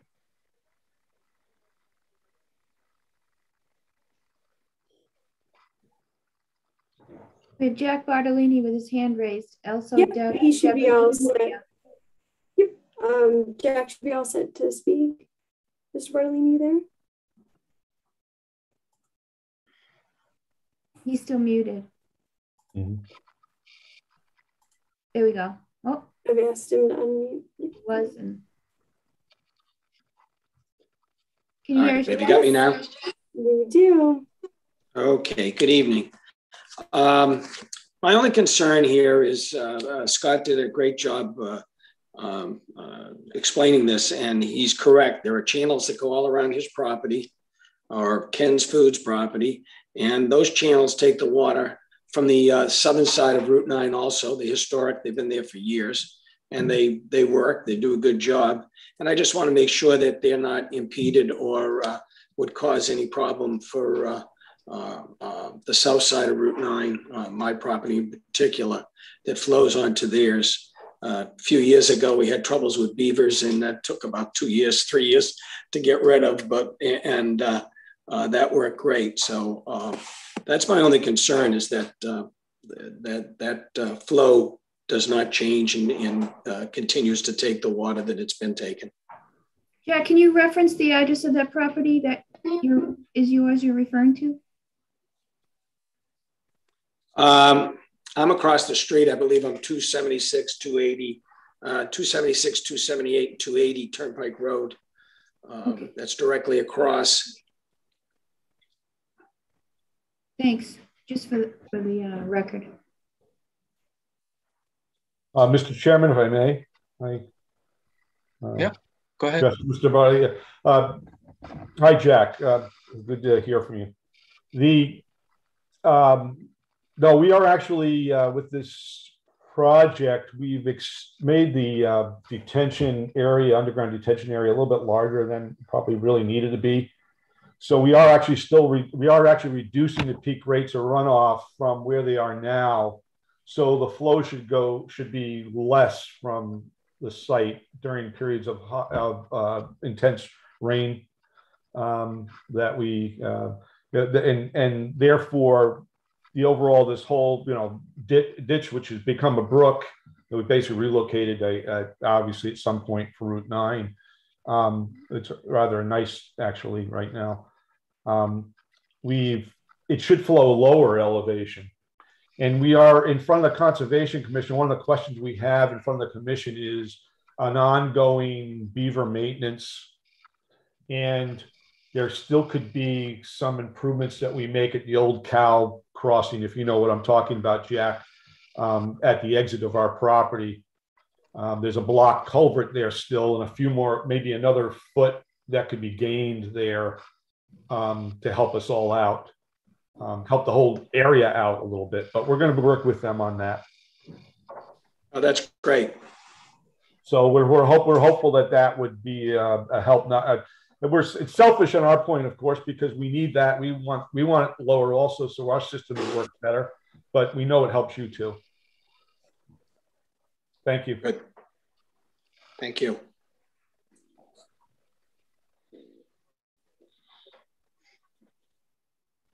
Okay, so any of the other neighbors? Yes. Mr. Moore, are you all set? Hi there, it's Debbie Demuria, 58 Flag Road. Can you hear me? We can. Good evening.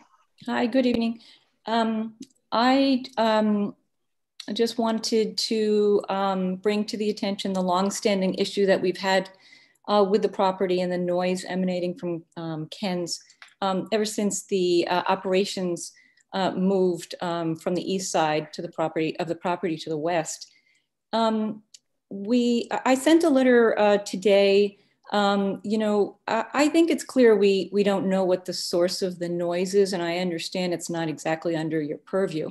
But I also wanted to let you know, and I sent a copy of the letter that the Board of Health had written, that they don't support any future expansion of Ken's until the noise, which is a public health safety concern, is under control, which it currently really is not.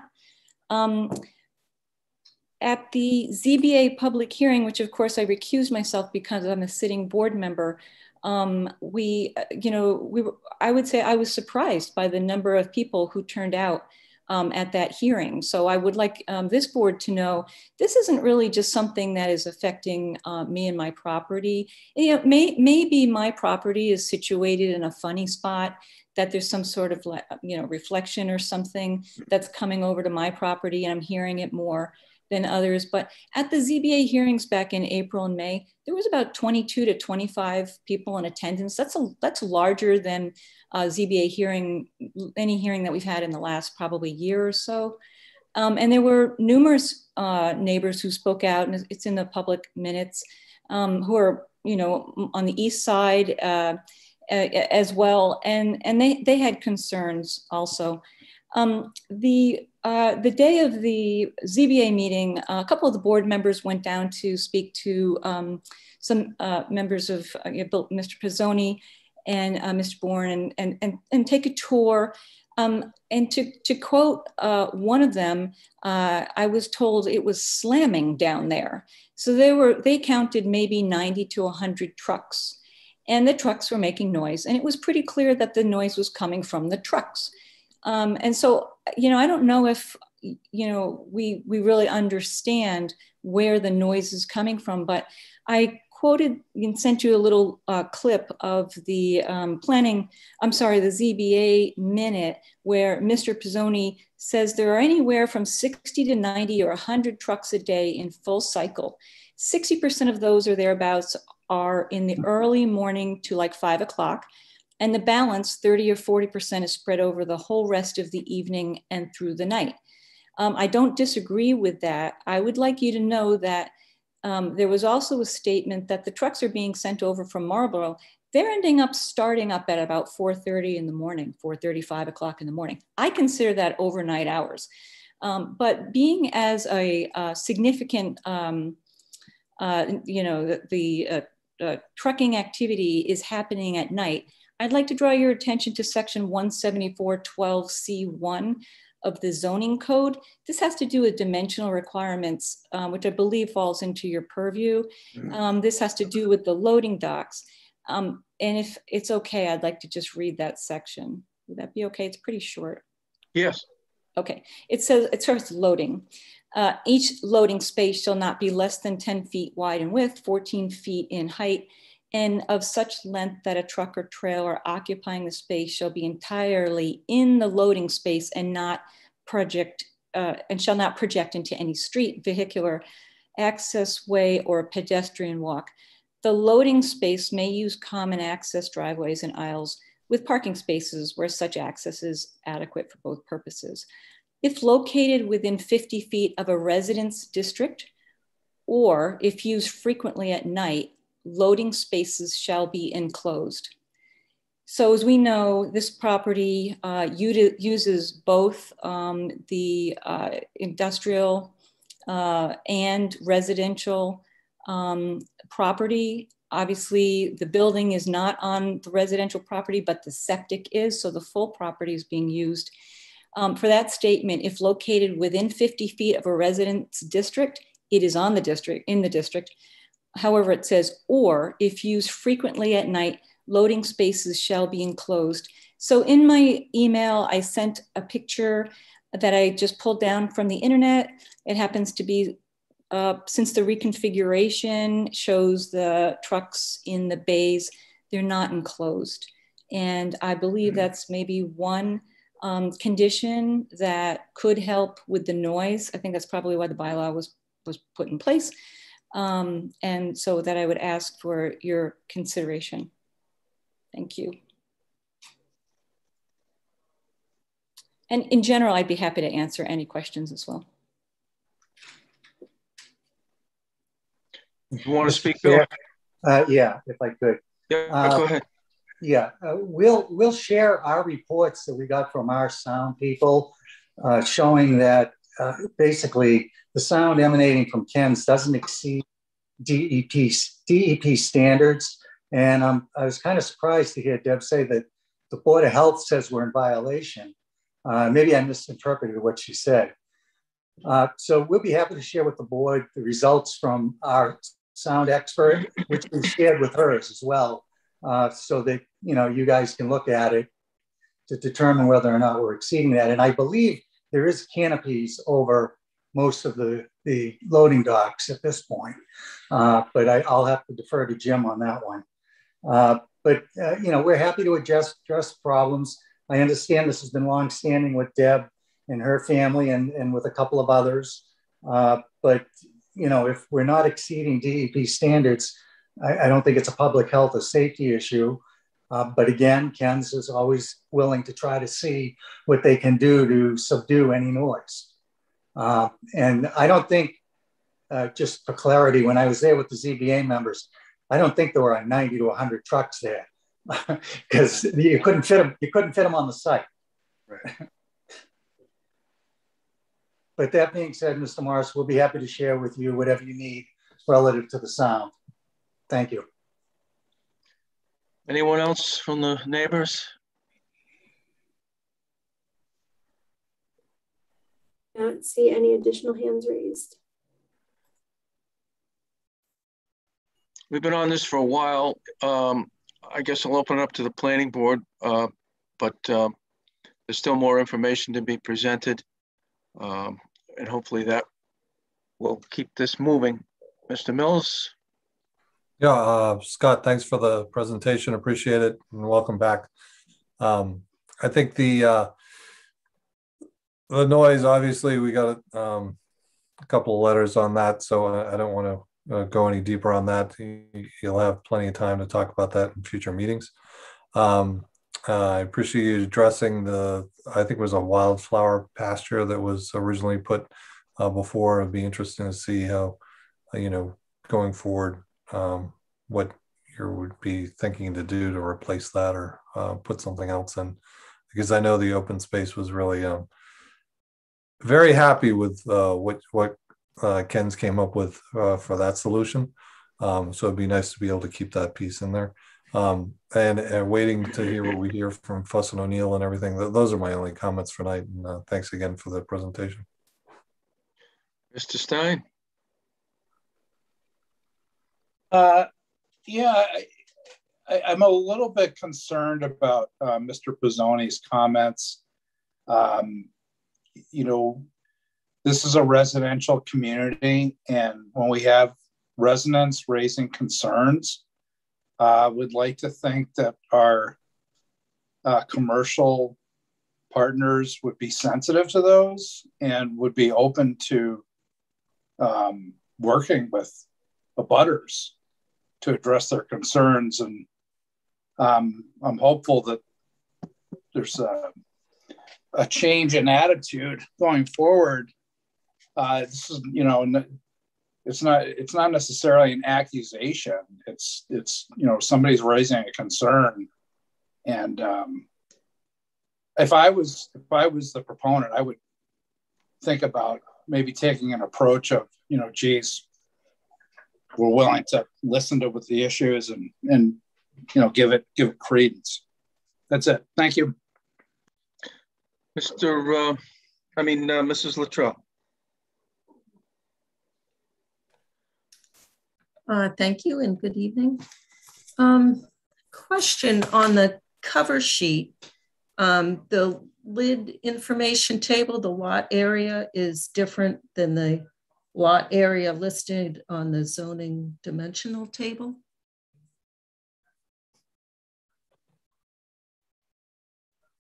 We're getting unmuted there. You're saying that the lot area is different. Yeah, it lists 22433377 under the lid, and then 4169472 under the dimensional table, and I don't know where that number comes from. Oh my, yeah, yep. We're gonna have to figure out what that is. It's at 51.5 acres. Which would be the 2243377. Yes. Yeah. It's 50, 50, yeah, no, it's the 2.2 million. I don't know that 4.1, that egg on my face here. So we'll fix that, obviously. It complies with all of that, but that number on the right is wrong. Yeah, I just didn't know where that number. Oh, thank you for bringing that up. Thank you. Apologies. I don't know where. I actually don't. We just know that we know that we have plenty, and I guess it's something that we don't focus on because we know we have plenty. It's foolish. Thank you. You're welcome. On to the Wildflower Meadow. Yeah. I was out there last week, and it's all non-native clover, which I thought it was supposed to be a native wildflower meadow. So that isn't really in compliance with what was conditioned. Yeah, we did get an email from Freddie today, and she noticed that herself, Mrs. Luttrell. I know that Jim worked very hard in establishing that. Well, it took a couple of seedings to get it going, and I do know that a year or so it was flourishing quite well. It looks to me that clover has invaded and taken over the area, and I think we're going to have to work at that with better success in any relocation that we do. And so that was at least 33,500 square feet, and you're proposing replacing it with a 17,500 square foot? Well, we originally proposed, if I may, Mr. Chairman, we originally proposed just over 18,000 square feet originally was the area that was originally proposed. But I think we ended up planting more. I think Mr. Bourne was trying to get it accomplished because the first planting didn't work. And so we seeded a greater area in what's the term? In exuberance of wanting to be successful in it, we planted a larger area. So I have a letter dated July 16, 2019, signed by you that said this area to be planted is at least 33,500 square feet. The area was to be planted. I guess it did change from the original. I'm sorry. I think it did change from the original. In any event, we need to find the right amount of replacement area for the 30,000. 17 is not enough. Right. And I would suggest a narrow strip wouldn't accomplish the same environmental benefits as the large rectangular meadow that it's replacing. Where we are, where it's going to be lower and more wet, I think we're going to be rather probably more successful with a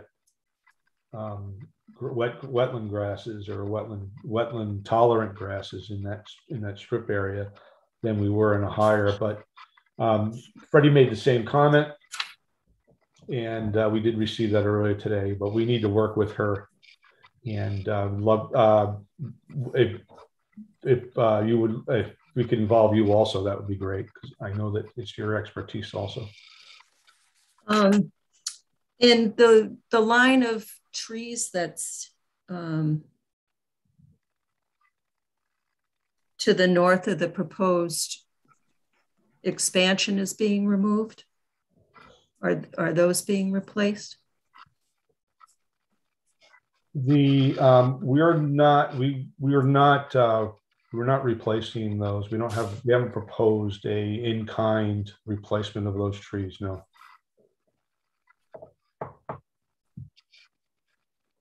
we are going to lose those because that's right where the expansion is going to. Yeah.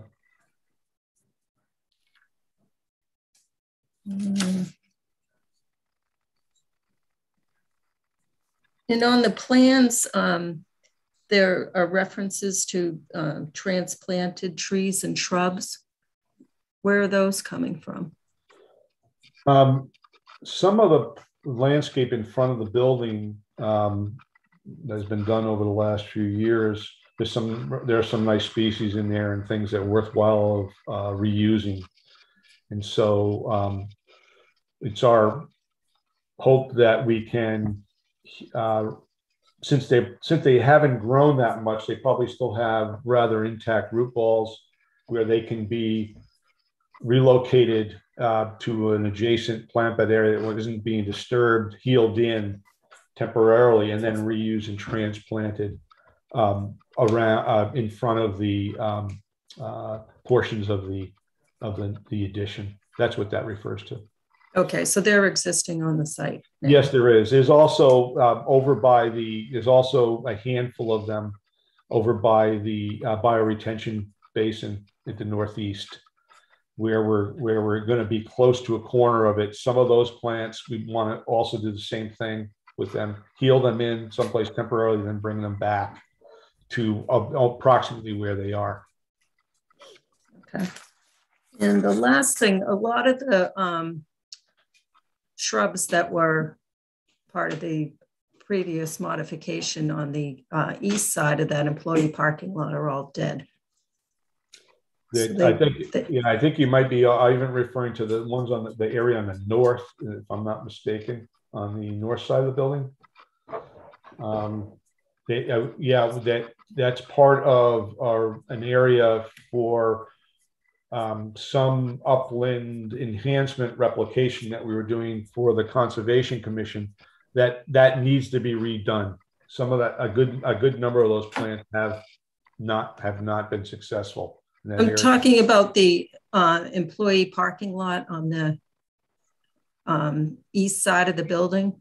No, I was talking on the north side, but so there's two areas where there's some work that needs to be done. You're talking about around the bioretention area, I think, in the northeast. There are a number of plants there that do need to be replaced. Yeah. Yes, also. Okay. But there's more of that on the north side. I thought that's what you're talking about. And we're working with we have to work with the Conservation Commission and their consultant, Lucas Environmental, and get those things to work out. And the last question, Karina, we didn't receive a letter from the Zoning Board of Appeals with their concerns on the noise on this site because as part of the approval, and it's in their May 19th minutes, they were going to send a letter to the planning board voicing their concerns with the yes, I believe we received a letter, and I think I emailed it out at the time, and I thought it was listed in the Dropbox for this, but I may have it just on the server under this.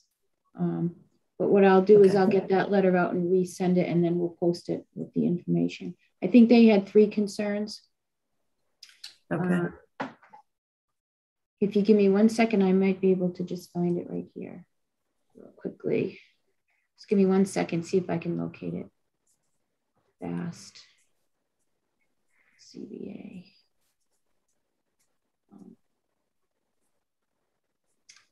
Yeah. Hold on 1 second, it's just opening. It was a letter dated June 8th, 2021 to the Planning Board. The Zoning Board of Appeals recently approved the application by Ken's Food for special permit to allow the expansion of a building to exceed 50,000 square feet, but we wanted you to note certain concerns.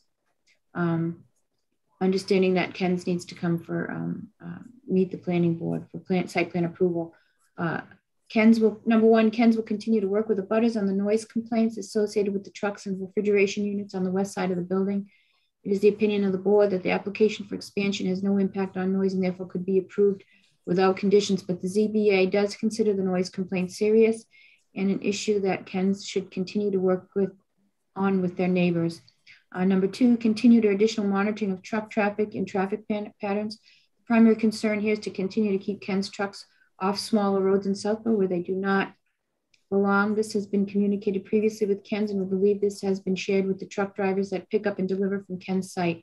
Due to the many contracted services for Ken's, the need to continue to communicate to drivers needs to be ongoing, and the town will need to continue to monitor compliance.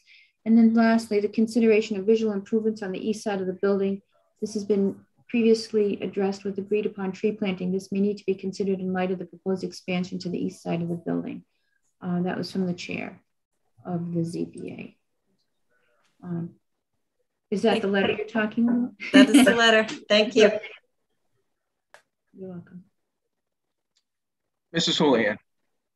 Thank you. The proponents may recognize my name. I had written a letter to the ZBA as a resident, and I just wanted to state that my objectivity here is as a planning board and submitting or supporting the bylaws that we are enacted to support. So I just wanted to let you know that I'm bringing my objectivity to the lens today, and look forward to receiving a little bit more content that we can review to supplement your submission. Thank you. Very good. What I'd like to do is keep moving. Strongly recommend that those missing pieces, people work on getting those missing pieces in as soon as possible so that the whole package can be reviewed as a whole and in its little pieces. So with that, I would recommend that we entertain a Don, can I just ask one quick thing here? Scott, as the representative for Ken's and submitting the plans, are you going to submit the existing conditions plan to me soon, or are you going to provide a revised set this week, or are you waiting? I mean, I just want a clear path here. I'm expecting to have the existing conditions so I can provide it to Fuss and O'Neill, yet they're working on something to provide feedback on by Wednesday. So I'd like to get them something tomorrow if I could, so that they could start to consider that. And then in your next revised set of site plans, that existing conditions will be fully incorporated into the revised plans. Is that correct? We can provide the existing conditions immediately. But it will take us more than a few days to incorporate that under our proposed conditions in our plans. We need a few days to do that. So okay. Yes and yes. So my plan of action is that once you send me the existing conditions plan that's updated, I'm going to provide that to Fuss and O'Neill right away. And then they'll incorporate what they can into this current review. And then when you get me a full revised set of plans, I'm going to get that to Fuss and O'Neill as the second submission. Okay. So I'm hoping to get that pretty quickly once you have your revised set, but I need to give them something in order to finish their initial review for Wednesday, so that we have something to go by, and then they'll supplement the review. Yeah. Okay. Entertain a motion to continue the public hearing. The Mr. Morris, if I could, before you proceed, I just wanted to clarify something for Mr. Stein. Ken's has worked cooperatively with the neighbors over the last 10 years. When the first expansion went on, we met with the neighbors regularly. We met their concerns and their needs. I met with Deb and our consultants and with the zoning board on multiple occasions. We reconfigured traffic to see if that was part of the issue. And part of the reason we were waiting for a response from Deb's expert was they were going to review everything and get back to us with potentially some suggestions, because we weren't able to identify the exact cause of the sound that's emanating to her or to other neighbors for that matter. That even if it isn't in violation, if there's a way to correct it, we want to try to correct it. But having not heard from her expert, I don't know if he found anything, or if he didn't find anything, or if he has suggestions. We figured two heads were better than one. So to the point of if maybe you thought I was being short, Mr. Stein, I was not. We're open, the proponent's open to discuss things as long as it's reasonable and it's going to address the issue. What we don't want to do is spend money on something that isn't going to address an issue. So, we're happy to work with them. We'll continue to work with them. And Deb, if you're still on, if your consultant has come up with anything, please provide it to us. Okay, thank you. Mr. Mills would be interested in a motion to continue the public hearings. The major site plan approval period ends on November 8th and the lid on December 8th. Mr. Mills. Mr. Chairman, I make a motion we continue the public hearing for 325 Turnpike Road, Ken's Food Expansion, major site plan approval for 7:20 p.m. on October 18th. And then it's the 18th, right? Okay. And then I make a motion we continue the public hearing for 325 Turnpike Road, Ken's Food Expansion special permit for LID for 7:25 p.m. on October 18th. I second both. Let's okay, motion's been made and seconded. Let's take the vote on the first one, which is a site plan. Morris, yes.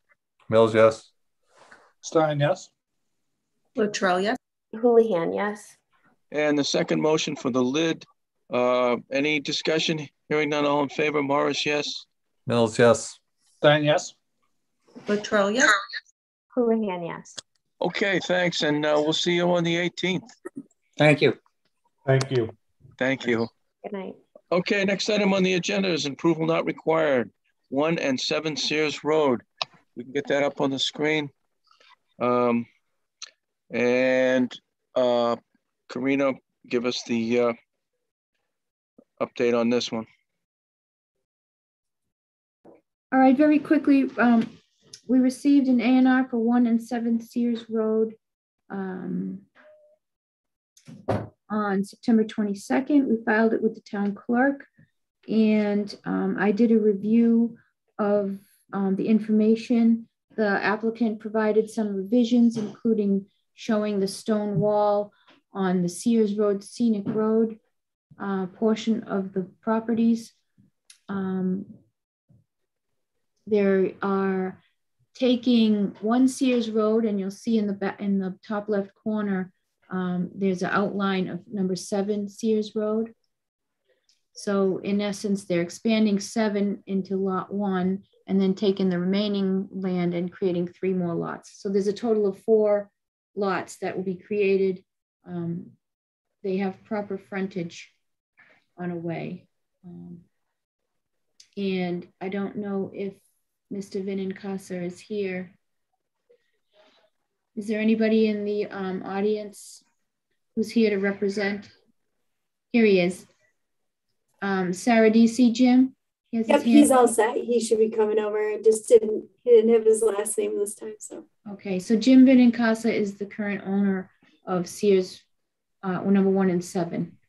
And he can answer any further questions, but I did review the plan and all the notes, and it seemed in order. Open up to the board. Mr. Mills.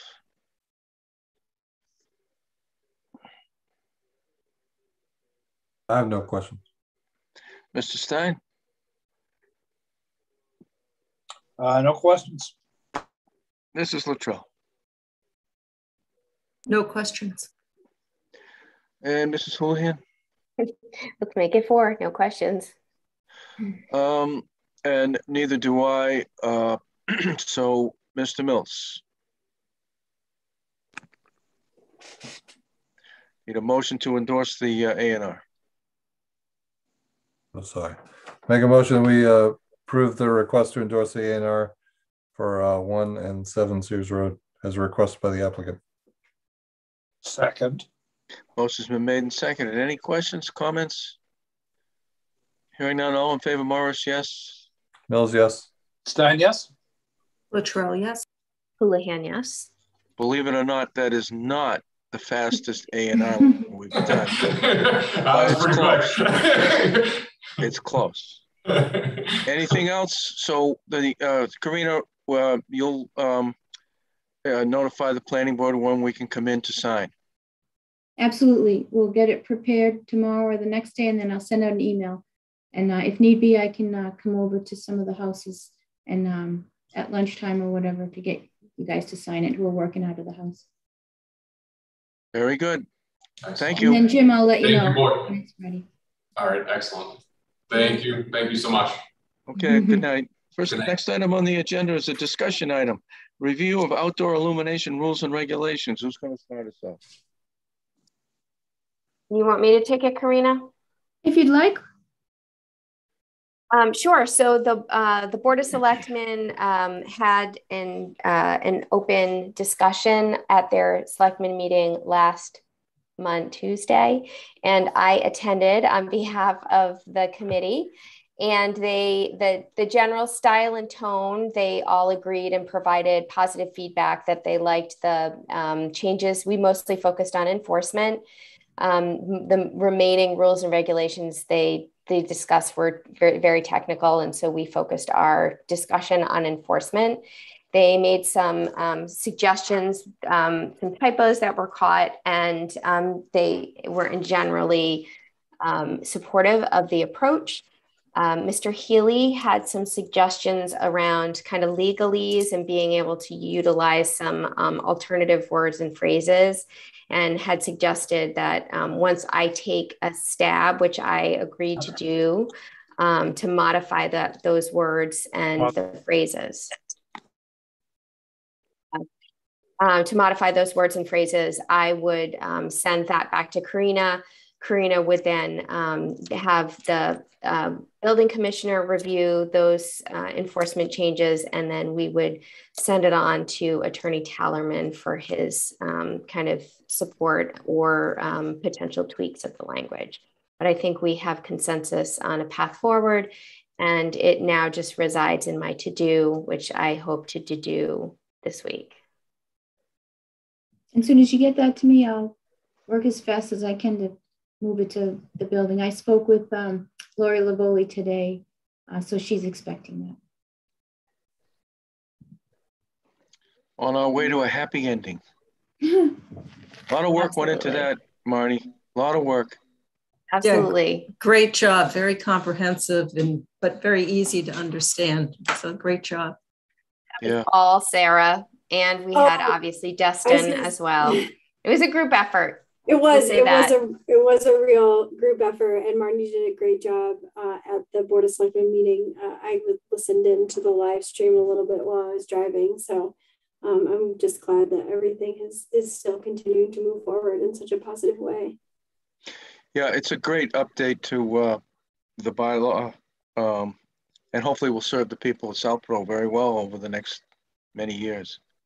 Anything else on this? No, I think the only comment is we still have yet to hear from the Attorney General on the actual approval of it as law. So we're still waiting for that. I can point out that we do have an unofficial copy from the town clerk's office that we do provide to applicants who are preparing site plans or subdivisions, so that they understand that if it's approved by the Attorney General, that they're incorporating these requirements already. Okay. Anything else? Are we waiting on all the bylaws from town meeting for Attorney General approval? So none of them have. Not yet, not that I know. None yet. Understanding. Move on to the next item on the agenda. Thanks a lot, Marnie. Which is the planner's report.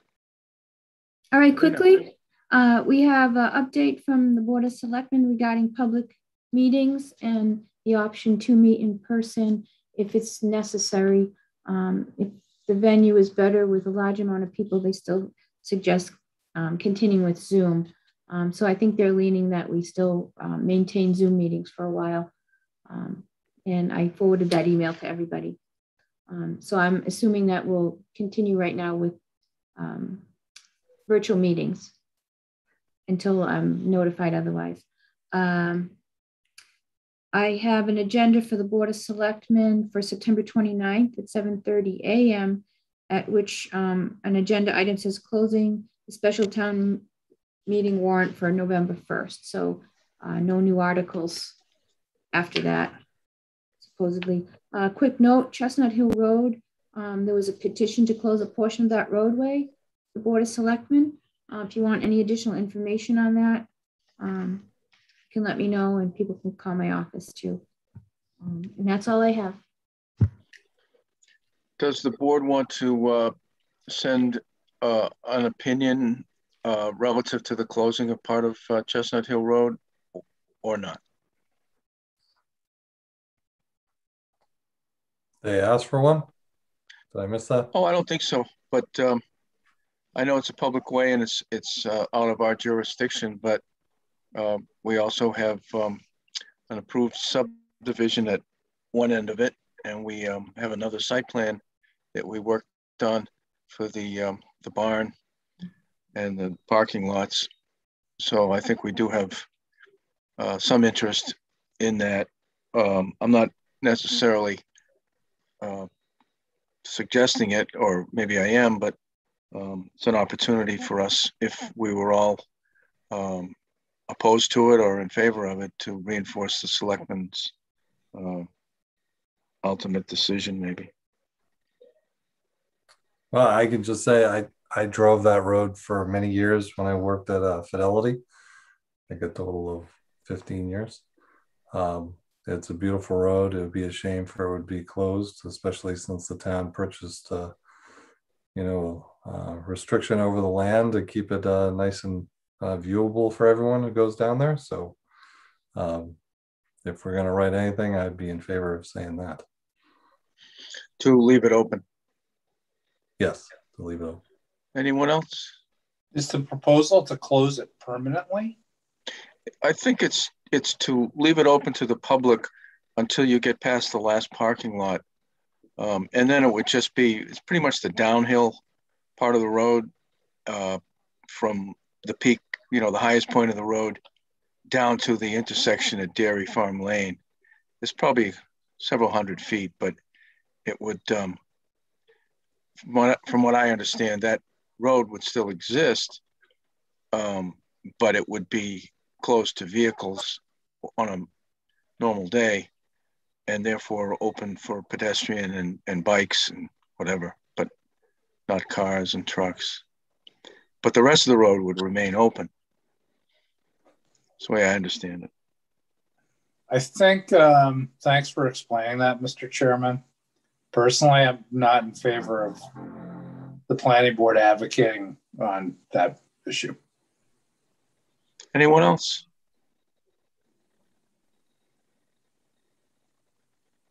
Mr. Morris, I don't, just the way I understood it would be from, I think, Whitney Beale's house on going north, it would be shut down. I think, is that the parking lot you're thinking of?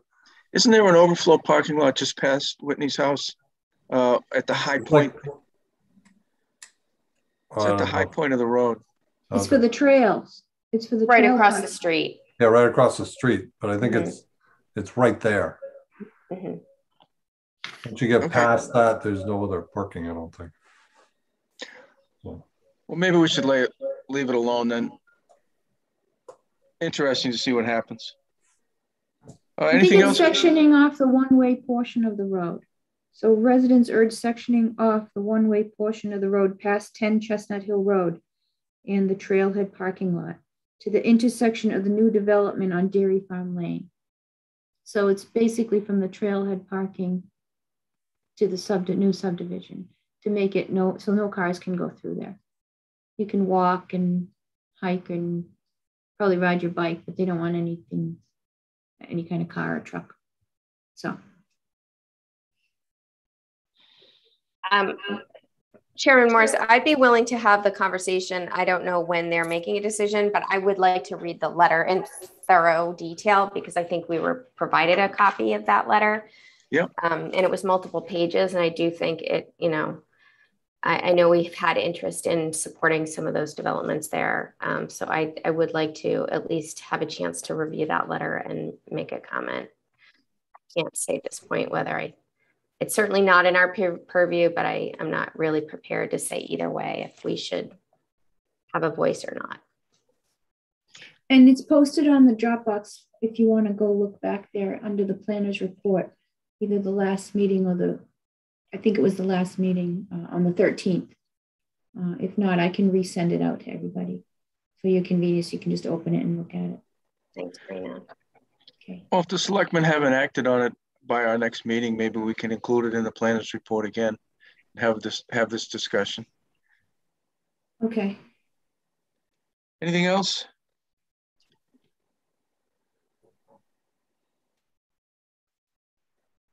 Make a motion that we approve the minutes from September 13th, 2020 is written. Second. 2021. Motion's been made and seconded. Any discussion? Hearing none, all in favor, Morris, yes? Mills, yes. Stein, yes. Terrell, yes. Houlihan, yes. Mr. Chairman, I make a motion we approve the minutes from September 20th, 2021 as written. Second. Motion's been made and seconded. Any discussion? Hearing none, all in favor, Morris, yes? Mills, yes. Stein, yes. Latrell, yes. Houlihan, yes. Our next meeting is October 18th. Anything else? Thank you for facilitating, Sarah. Always good to see you, Sarah. Absolutely. Happy to. Always good to see everybody as well. Tell Kate and Marty, thank you for switching out my computer.